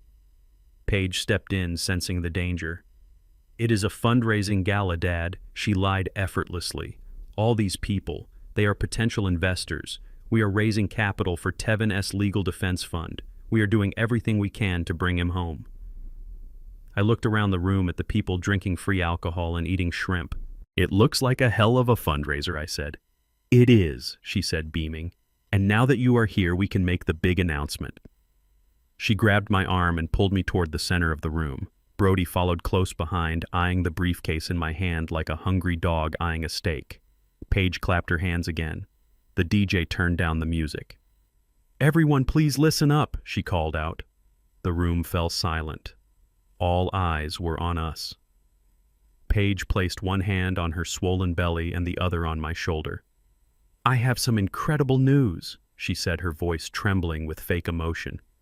As you know, my husband Tevin is going through a terrible ordeal right now. He is being held unjustly overseas. But he is fighting, and we are fighting for him. She paused for dramatic effect. But tonight isn't just about the struggle. It is about hope, because Tevin left me with a parting gift before this nightmare started. She rubbed her belly. I am happy to announce that I am expecting. We are having a baby boy. A chorus of ahs and cheers went up from the crowd. I stood there stone-faced. And the best part, she continued, squeezing my shoulder, is that his grandfather is here to celebrate with us. Caleb, thank you for standing by us. Thank you for bringing the resources to save your son and to secure the future of your grandson. She looked at me, her eyes shining with triumph. She thought she had checkmated me. She thought that by announcing the baby publicly, she had locked me in. How could I refuse to give money to my own grandchild? How could I abandon a pregnant woman in front of a room full of witnesses? She introduced Brody again. And thank you to my cousin Brody for being my rock while Tevin is away. He has been stepping up to help with everything. Brody nodded solemnly, playing the part of the supportive relative perfectly. We are all family here, he said, raising his glass. To Tevin, and to the baby.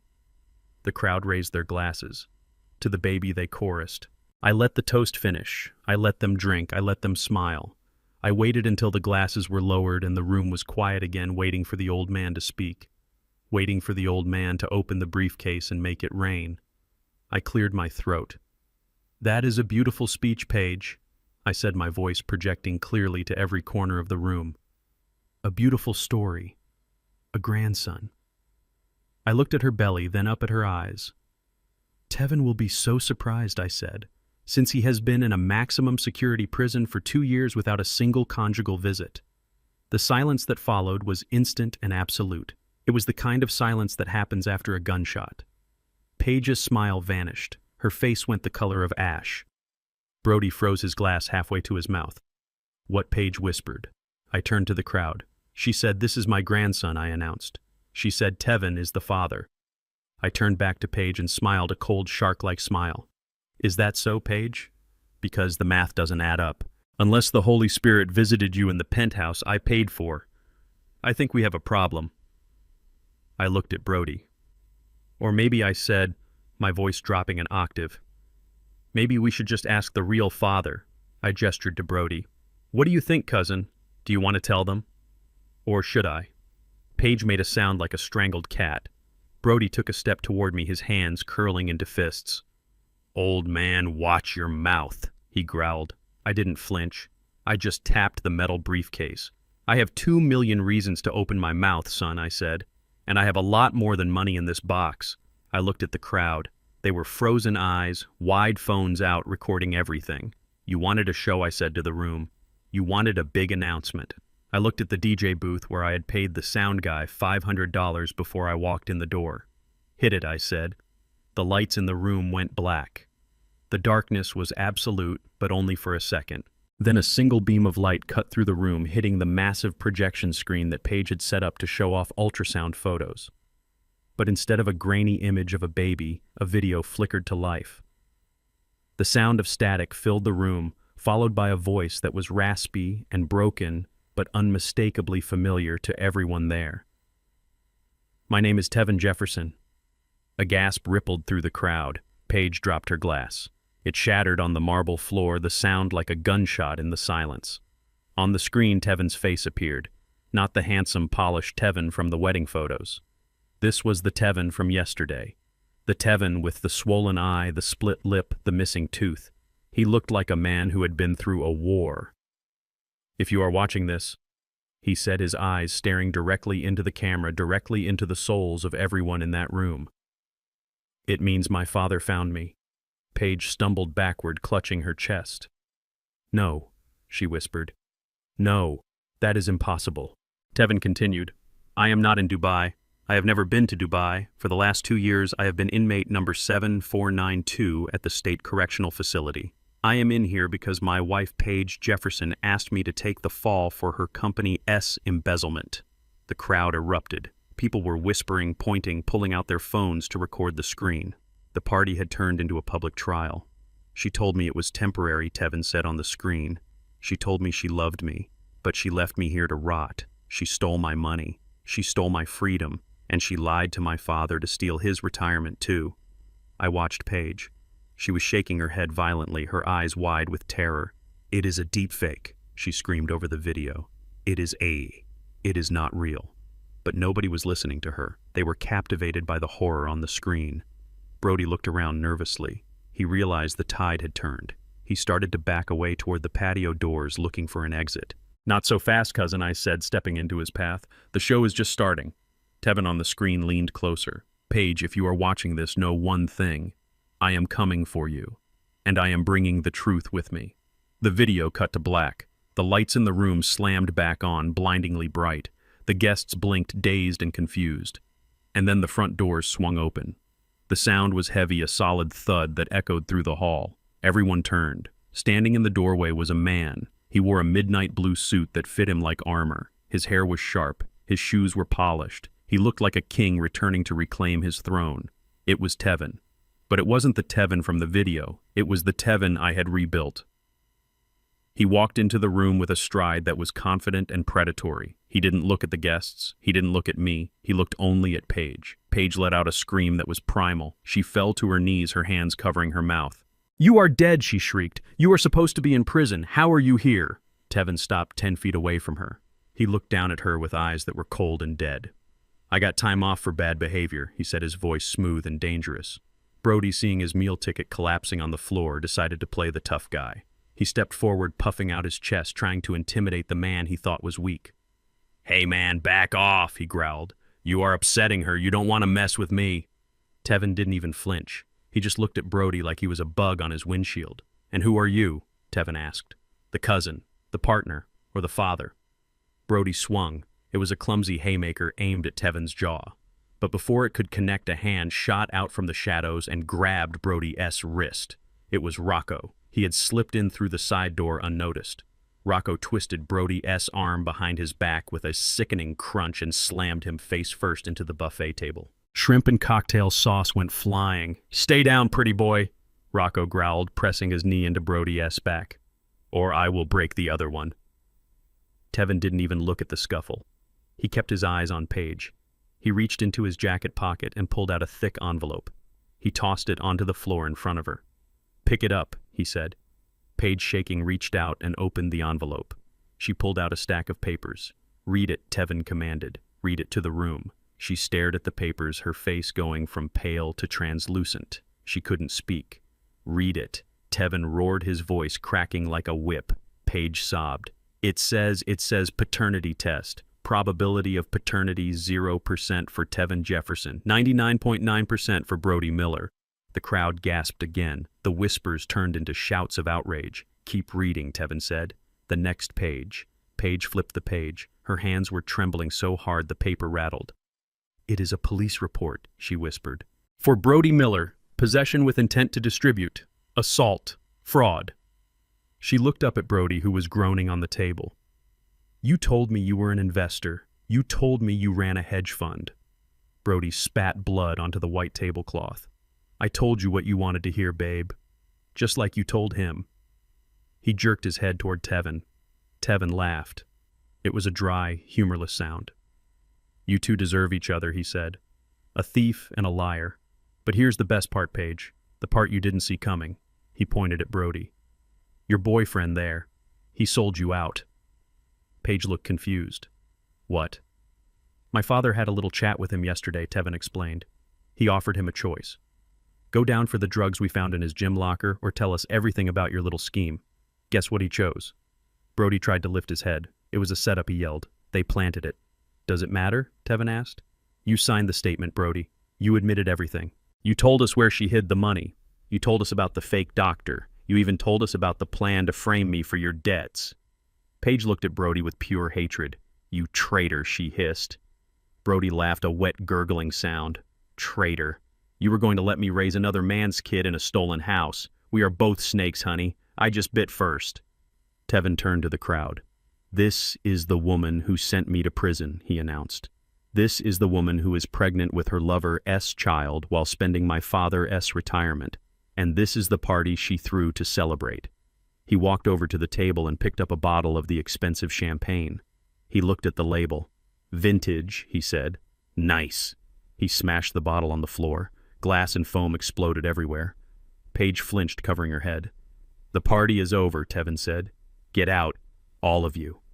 The guests didn't need to be told twice. They scrambled for the doors, trampling over each other to escape the disaster. In 2 minutes, the room was empty except for us. Me, Tevin, Rocco holding down Brody, and Paige kneeling in the ruins of her life.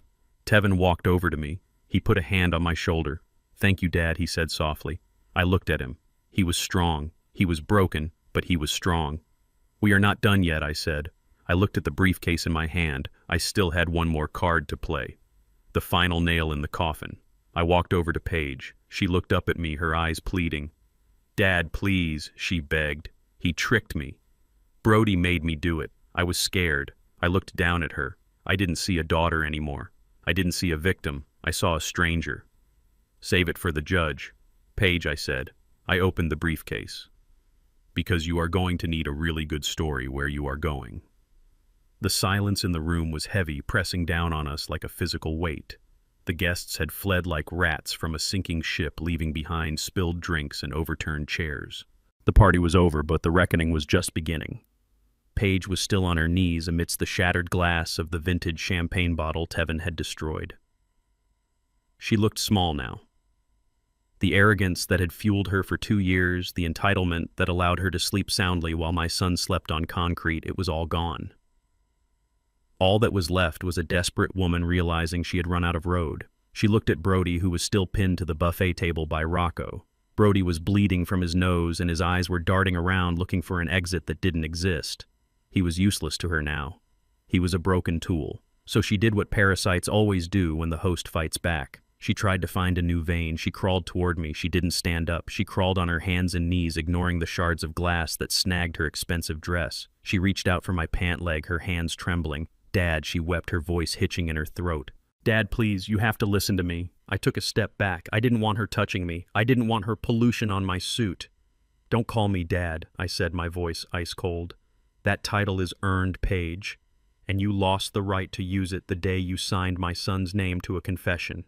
She shook her head violently, tears streaming down her face, ruining the professional makeup I had undoubtedly paid for. It wasn't me, she sobbed, pointing a shaking finger at Brody. It was him. It was all him. He made me do it, Caleb. He is dangerous. He threatened me. I looked at Brody. He was groaning in pain, but he lifted his head enough to glare at her. You lying witch, he spat. You came to me. You said you had a rich father-in-law who was too stupid to check his bank statements.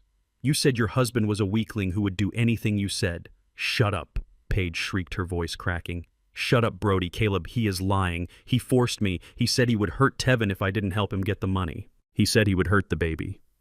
I was scared, Caleb. I was a terrified pregnant woman trying to protect her family. I watched her performance. It was impressive in a grotesque sort of way. She was trying to rewrite history in real time. She was trying to turn the villain into the victim. She looked up at me, her eyes wide and pleading, trying to tap into that well of sympathy she thought I still had. I did it for you, she whispered. I was trying to get the money back. I was trying to fix it so Tevin could come home. Please, Caleb. I am the mother of your grandchild. You can't let them take me. Think about the baby. I looked at her swollen belly. There was a baby in there, an innocent life caught in a web of greed. But that baby wasn't my blood, and even if it were, I wouldn't let it be raised by a wolf. You are not a victim, Paige, I said. You are the architect. You think I don't know about the shell companies. You think I don't know you transferred the deed to this house into an LLC solely under your name 3 months ago. Was Brody forcing you to do that too? Was he holding a gun to your head while you notarized the documents? She froze. Her mouth opened, but no sound came out. I know everything, I continued. I know you paid off the prison guards to look the other way while Tevin got beaten. I know you intercepted his letters. I know you told him I hated him. That wasn't Brody. That was you. That was your cruelty, Paige. Brody is just a thug. You are a monster. She collapsed back onto her heels, covering her face with her hands. She knew it was over. She knew the manipulation hadn't worked, but her eyes kept darting to the metal briefcase in my hand. Even in her terror, the greed was still there. She still thought there was $2 million in there. She still thought there was a way out if she could just get her hands on that cash. Please, she whispered. Just give us the money and we will go. We will disappear. You will never see us again. I will sign divorce papers. I will give Tevin everything. Just let me have the cash to start over.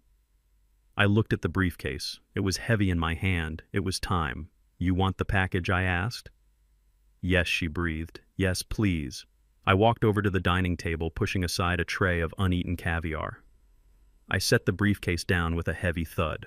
The sound echoed in the empty room. Paige pulled herself up, using the table for support. Her eyes were locked on the latches. She looked like a starving animal seeing meat. I clicked the latches open. Snap, snap. Paige leaned forward, holding her breath. She expected stacks of $100 bills. She expected salvation. I threw the lid open. There was no green inside. Only white paper. Stacks and stacks of legal documents. Paige stared at the contents, her brain struggling to process the image. Where is the money? She asked, her voice barely a whisper. Where is the cash? There is no cash, Paige, I said. There never was. I reached into the case and pulled out the first document. It was a thick sheaf of papers with a blue cover. This, I said, slamming it down on the table, is a deed of trust. You thought you were clever transferring the house to an LLC. You thought that would protect it from Tevin, but you forgot one thing. You used my money to buy the initial equity. And when you defaulted on the mortgage payments because you were too busy buying jewelry, I bought the note.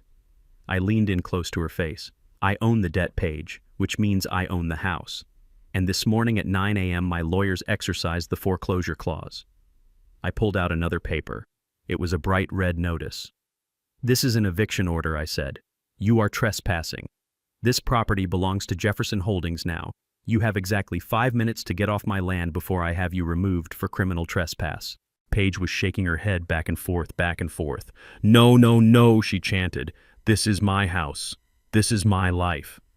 Not anymore, I said. I reached back into the briefcase. And this, I said, pulling out the final document, is not for the house. It is for you. I held up the arrest warrant. It was signed by a federal judge. Conspiracy to commit wire fraud, I read aloud. Money laundering, identity theft.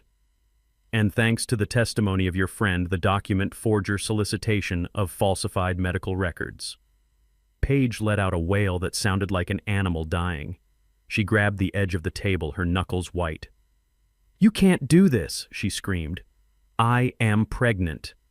They won't arrest a pregnant woman. They arrest pregnant women every day, Paige, I said. They have a special ward for it. You will get excellent medical care, better than Tevin got when you let his teeth rot out of his head. I checked my watch. Your 5 minutes are up, I said. And right on cue, the wail of sirens cut through the night air. Blue and red lights flashed against the floor-to-ceiling windows, painting the room in a chaotic strobe of color. It wasn't just a patrol car, it was a caravan. I had called in every favor I had. I had the economic crimes unit, I had the sheriff's department. I wanted a show of force that would make the neighbors talk for a decade. The front doors, which Tevin had left open, were suddenly filled with uniformed officers. They didn't knock. They swarmed in their boots, loud on the marble floor. "Police, everyone stay where you are," a voice boomed. Rocco raised his hands, stepping away from Brody. "He is all yours, officers," Rocco said. "Be careful, he bites." 2 officers grabbed Brody, hauling him off the table. He didn't fight. He was limp defeated. He let them cuff him without saying a word. He knew the game was over. But Paige wasn't going quietly. When she saw the officers approaching her with handcuffs, she panicked. "No," she shrieked, backing away. "Do not touch me.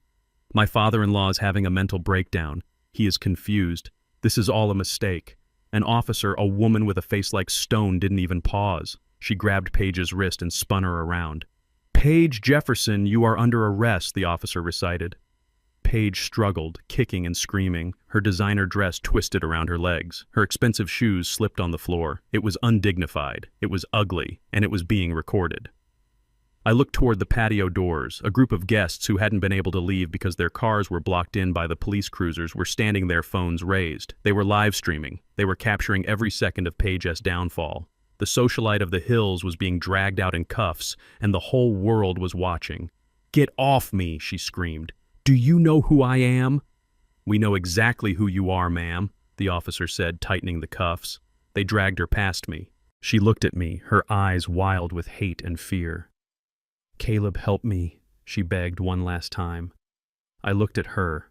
I looked at the woman who had almost destroyed my bloodline. "I helped you, Paige," I said calmly. "I helped you find justice." Tevin stepped up beside me. He watched his wife being led away. He didn't look happy. He didn't look sad. He looked resolved. "Is it done?" he asked. I closed the metal briefcase. "It is done, son," I said. We watched as they loaded her into the back of a cruiser. The lights flashed one last time, illuminating her face pressed against the glass, sobbing. Then the car pulled away, disappearing into the darkness down the winding hill. The house was quiet now. The music was gone. The guests were gone. The police were gone. It was just me, Tevin, and Rocco standing in the ruins of a party that never really started. Rocco walked over, wiping his hands on his pants. "That went well," he said. I looked around the empty mansion. It was a beautiful house. A house built for a family. But it had been filled with snakes. "Let's go," I said to Tevin. "Where?" he asked. "Home," I said. "The real one. I have a pot of red bean soup on the stove, and we have a lot of work to do tomorrow." Tevin nodded. He adjusted his suit jacket. "Yeah," he said. "Let's go home, Dad." We walked out of the stolen house, leaving the door open. Let the wind blow through it. Let it blow away the stench of lies. We had our lives back, and for the first time in 2 years, the air tasted sweet. The interrogation room smelled like stale coffee and fear. It was a cold, sterile box with cinder block walls painted a depressing shade of beige and a two-way mirror that hummed with fluorescent light. I stood on the other side of that glass, watching the woman who had lived in my house for 2 years. Paige looked different without the soft lighting of the mansion. Under the harsh glare of the interrogation room lights, she looked sharp and jagged.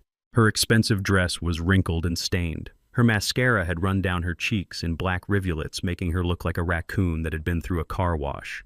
She wasn't crying anymore. The tears had dried up the moment the handcuffs clicked shut. Now there was only rage.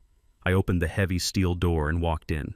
Tevin stayed outside. He had seen enough. He didn't need to hear the poison she was about to spit. I sat down in the metal chair opposite her. I didn't say a word. I just placed a single manila folder on the table between us. Paige looked up. Her eyes were bloodshot and filled with a hatred so pure it was almost impressive. The mask of the sweet soccer mom was gone. The facade of the loving wife was dust. Sitting there was the real Paige, a predator who had been cornered, You think you are smart, don't you? She spat, her voice dripping with venom. You think you won. Look at you.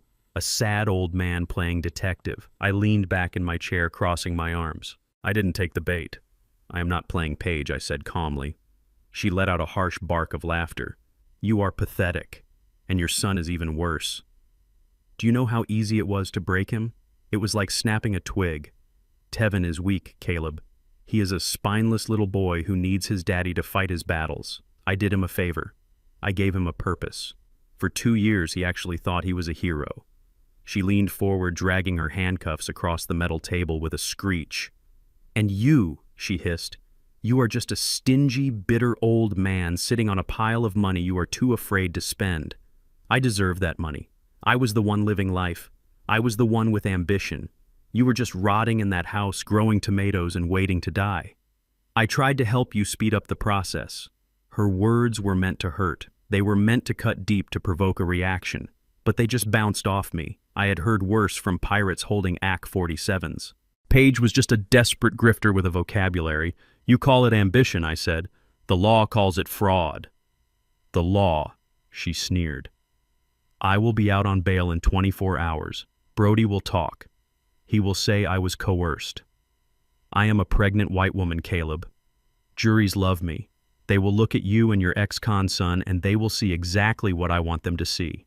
Angry men trying to destroy a mother. She was delusional.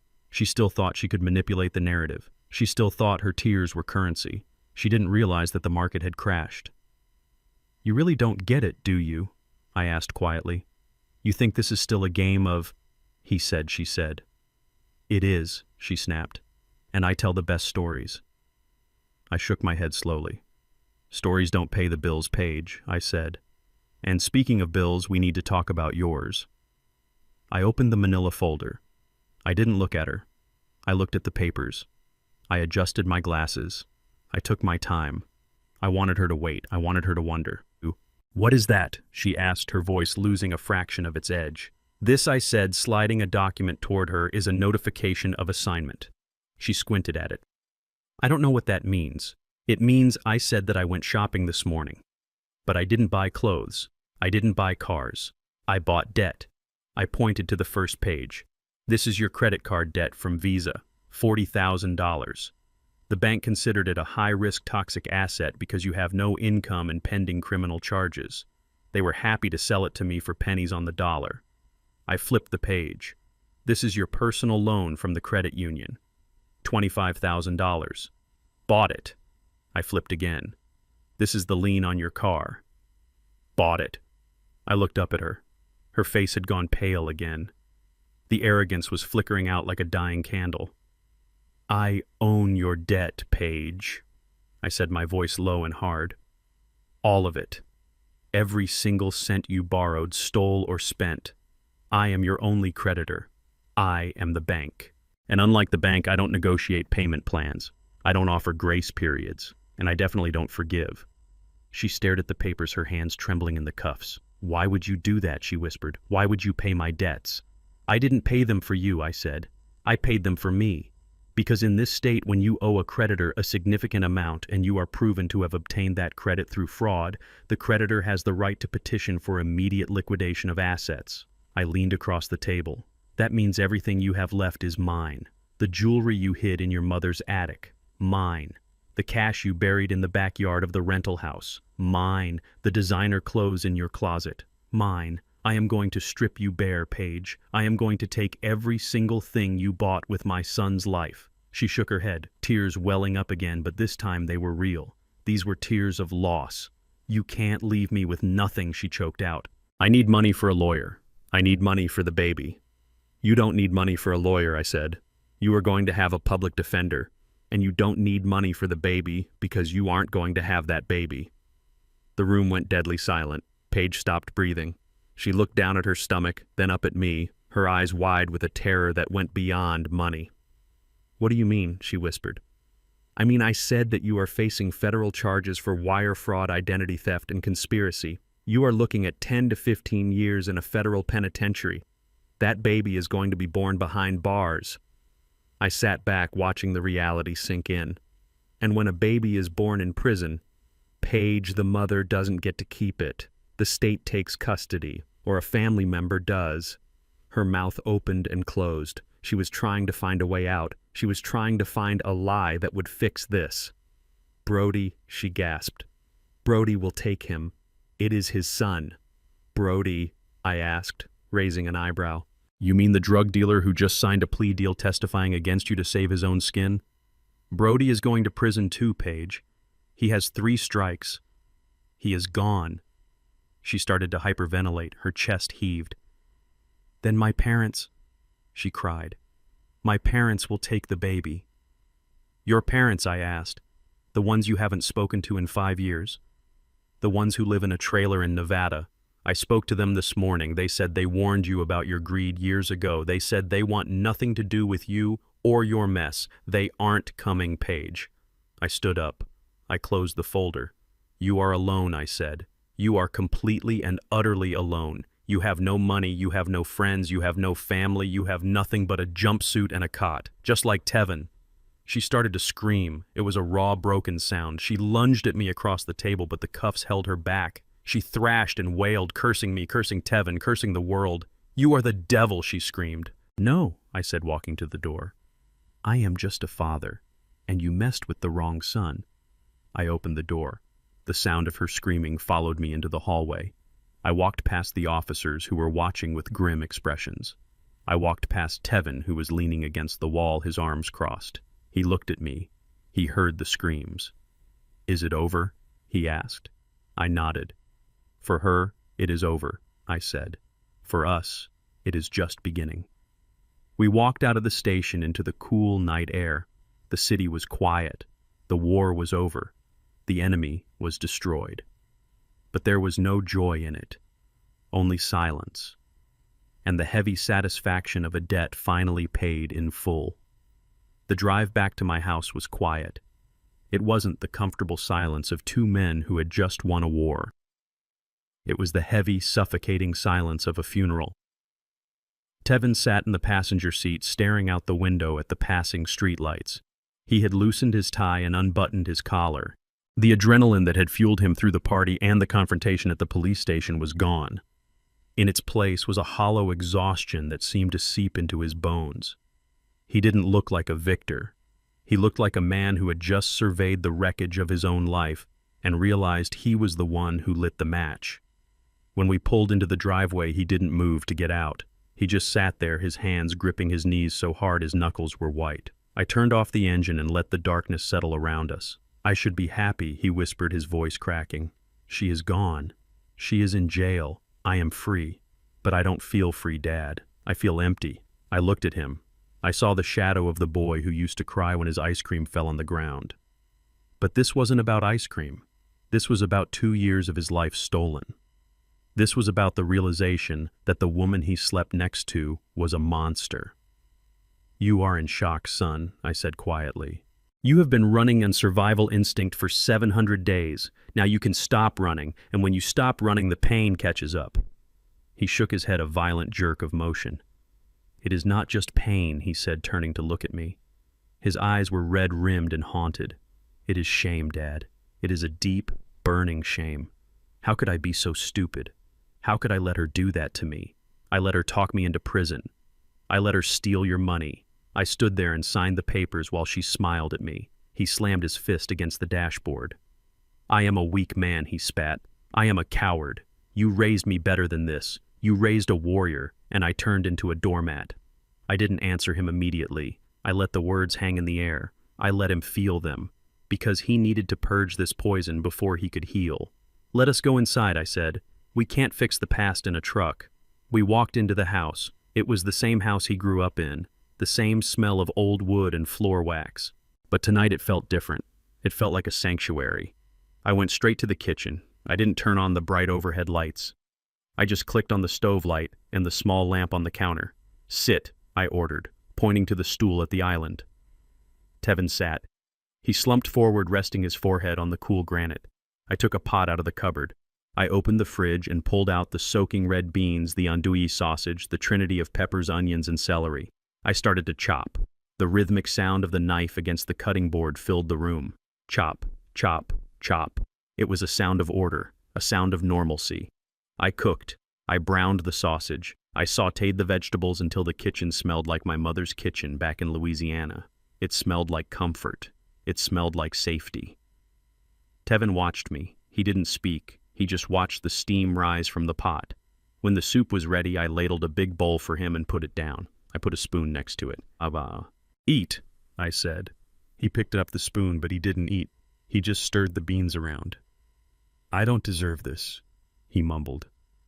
I stopped what I was doing. I leaned across the counter, getting right in his face. Stop it, I said. My voice wasn't loud, but it was hard. Stop pitying yourself, Tevin. It is unbecoming.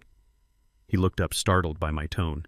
You think you are the first man to be fooled by a pretty face and a convincing lie, I asked. You think you are the only man who ever trusted the wrong person. Son, history is written by men who made mistakes. The difference is what they did after. I walked around the counter and sat next to him. You call yourself weak, I said. I look at you and I see a man who survived 2 years in a state penitentiary without joining a gang and without losing his soul. I see a man who walked into a room full of people who judged him and told the truth. I see a man who stood up to a drug dealer. That wasn't me, Tevin said. That was you. You saved me. You dressed me up. You gave me the words. I gave you the suit. I corrected him. But the man inside the suit, that was you. I couldn't make you stand tall, Tevin. I couldn't make you look her in the eye. You did that. You found that steel inside yourself. He looked down at the bowl. I still feel like a fool, he whispered. Good, I said. Hold on to that feeling. Remember it. Because that feeling is your tuition. You paid a high price for this education, son. 2 years of your life, $500,000 of my money. That is an expensive degree. Don't waste it by feeling sorry for yourself. Use it. I took a spoonful of my own soup. You were not weak, I said, chewing slowly. You were naive. There is a difference. You thought the world played by the rules you were raised with. You thought love was a contract that both sides honored. Now you know better. Now you know that trust is a liability until it is verified. Tevin took a bite of the soup. He swallowed. He took another. How do I come back from this? He asked. Everyone knows. My reputation is destroyed. My career is gone. Your reputation as a sucker is destroyed, I said. But your reputation as a man who took down a fraud ring is just beginning. You are a software engineer, Tevin. You build systems, you find bugs, you fix them. I tapped his temple. Your life had a bug. Her name was Paige. You patched the code, now you reboot. He looked at me, and for the first time the shame in his eyes receded just a fraction, replaced by a flicker of understanding. Reboot, he repeated. Yes, I said. And while you are rebooting, you are going to help me. I am too old to manage these accounts alone. I need someone who knows numbers. Someone who knows how liars think. He frowned. You want me to work for you? I want you to take over, I said. I have businesses, Tevin. I have investments. I have security contracts. I have been running them on autopilot since I retired. But they need fresh eyes. They need someone who isn't afraid to look for the cracks. You trust me with your money, he asked, incredulous. After I let Paige steal it. I trust you because you know what it feels like to lose it, I said. A man who has been burned is the best fire marshal. Tevin finished his bowl. He wiped his mouth. He sat up straighter. Okay, he said. Okay, Dad, I will do it. Good, I said. Start tomorrow.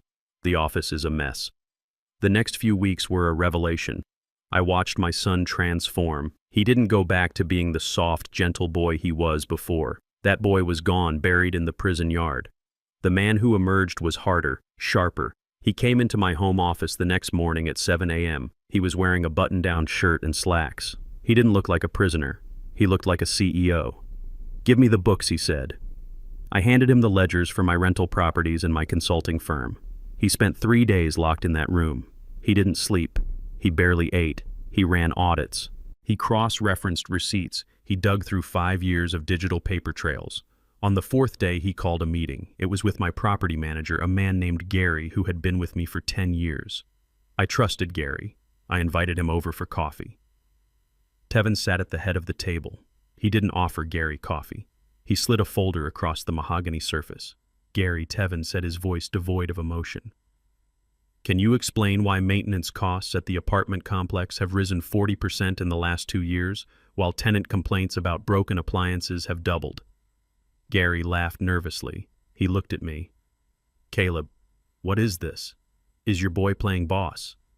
I leaned back in my chair, sipping my coffee. Answer the question, Gary, I said. Gary sweated. Well, costs are up, Tevin. Inflation, supply chain issues. You know how it is. I know how it is, Tevin said, opening the folder. I know that you own a shell company called G&M Supplies. I know that you bill my father as company for premium parts and then buy refurbished junk from a salvage yard. I know you pocket the difference, about $6,000 a month. Gary stood up, his face red. This is ridiculous. I quit. You can't quit, Tevin said calmly, because you are fired for cause, and my father's lawyers are already filing a civil suit to recover the stolen funds plus damages. Tevin looked at Gary with eyes that were cold and dead, the same eyes he had turned on Paige. Get out of my house, Tevin said. Gary ran. I watched my son. He closed the folder. He didn't gloat. He didn't smile. He just picked up the next file. Who is next? He asked. I smiled. It was a small, proud smile. My son had learned the lesson. He had taken the pain and forged it into a weapon. He wasn't just surviving anymore. He was hunting. He cleared the rot out of my business in a month. He fired 3 people. He renegotiated contracts. He installed new security protocols. He turned a sleepy retirement portfolio into a war machine, but more importantly, he started to heal. I saw it in the small things, the way he walked with his head up, the way he laughed at a joke on the radio, the way he stopped flinching when a door slammed. One evening we were sitting on the porch watching the sun go down. He was drinking a beer. I was drinking iced tea. You were right, Dad, he said, looking out at the yard. About what I asked. About the tuition, he said. It was expensive. But I think I got my money's worth. I looked at him. The scars were still there, the mental ones and the physical ones. But they weren't open wounds anymore. They were marks of experience. You did, son, I said. You graduated with honors. He took a sip of beer. So, what is next? He asked. We fixed the business. We put Paige in jail. What do we do now? I looked at him. I had an idea that had been forming since the night of the live stream, since I read the thousands of comments from people who had been used and abused by their own families. We expand, I said. Expand what he asked. The business of justice, I said. There are a lot of people out there, Tevin. People like you were, people who are blind, people who are being eaten alive by the ones they love. They need help. They need someone to look at the books, someone to find the truth. Tevin looked at me. A slow smile spread across his face. It was the first genuine smile I had seen in a long time. A consultancy, he said. For the heartbroken and the defrauded. Exactly, I said. We have the money. We have the skills.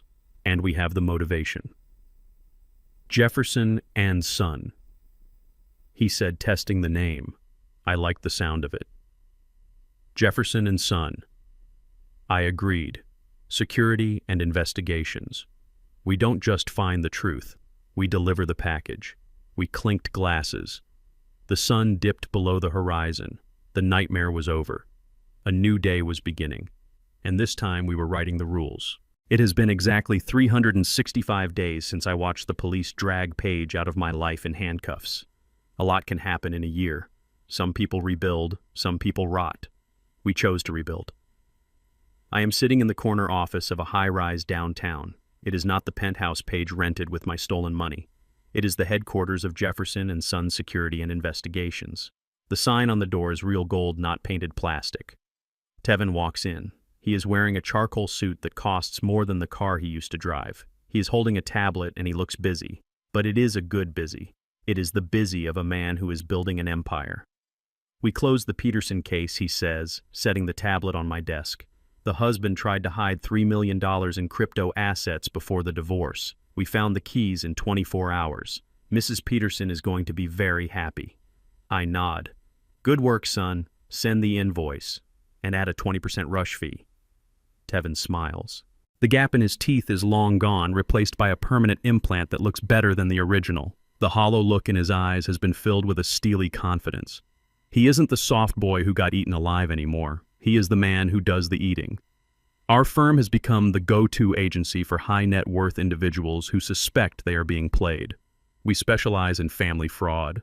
We specialize in uncovering the lies that people tell the ones they claim to love. We have a waiting list 6 months long. We have recovered over $10 million in stolen assets for our clients in the last year alone. Every time we catch a con artist, every time we expose a greedy spouse, I feel a little bit of the weight lift off my shoulders. It is therapy, but it is therapy that pays very well. We use the profits to start a legal defense fund for men like Tevin, men who were coerced into false confessions, men who were manipulated by partners who used love as a weapon. We have gotten 3 guys out of prison so far. 3 innocent men who are home with their families because we had the resources to fight for them. I look out the window at the city below. It looks different from up here. It doesn't look like a place of danger anymore. It looks like a chessboard. And we are the ones moving the pieces. My personal phone rings. It is sitting on the desk next to a picture of Tevin and me fishing last month.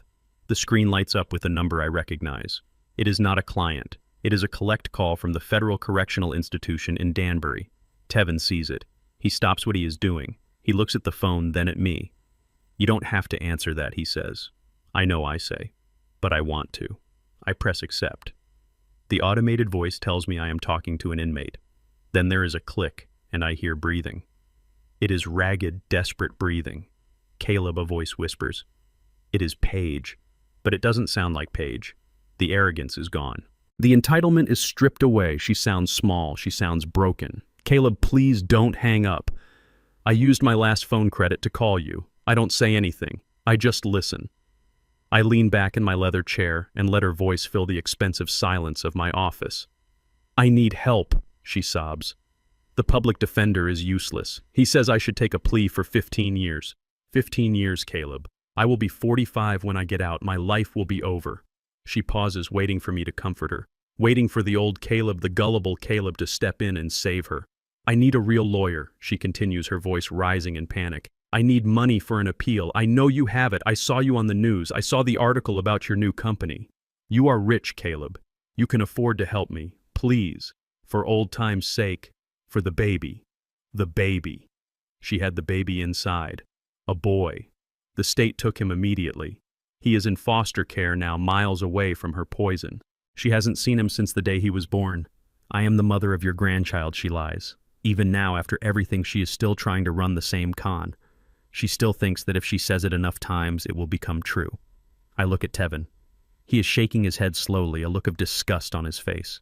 He doesn't want to talk to her. He has nothing to say to the woman who put him in a cage. I don't say a word to her.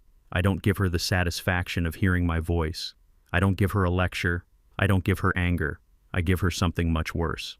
I press the mute button. "Rocco," I call out. Rocco steps into the office. He is wearing a suit now too, although it is cut to hide the shoulder holster he wears. He is my head of security. He is the man who keeps the wolves at bay. "For you," I say, holding out the phone. Rocco grins. It is a scary grin. He walks over and takes the phone. He looks at the caller ID. He knows exactly who it is. He unmutes the call. Paige is still talking. She is begging now, bargaining, promising she will pay me back, promising she will disappear. Rocco holds the phone to his ear. He listens for a moment, chewing on a toothpick.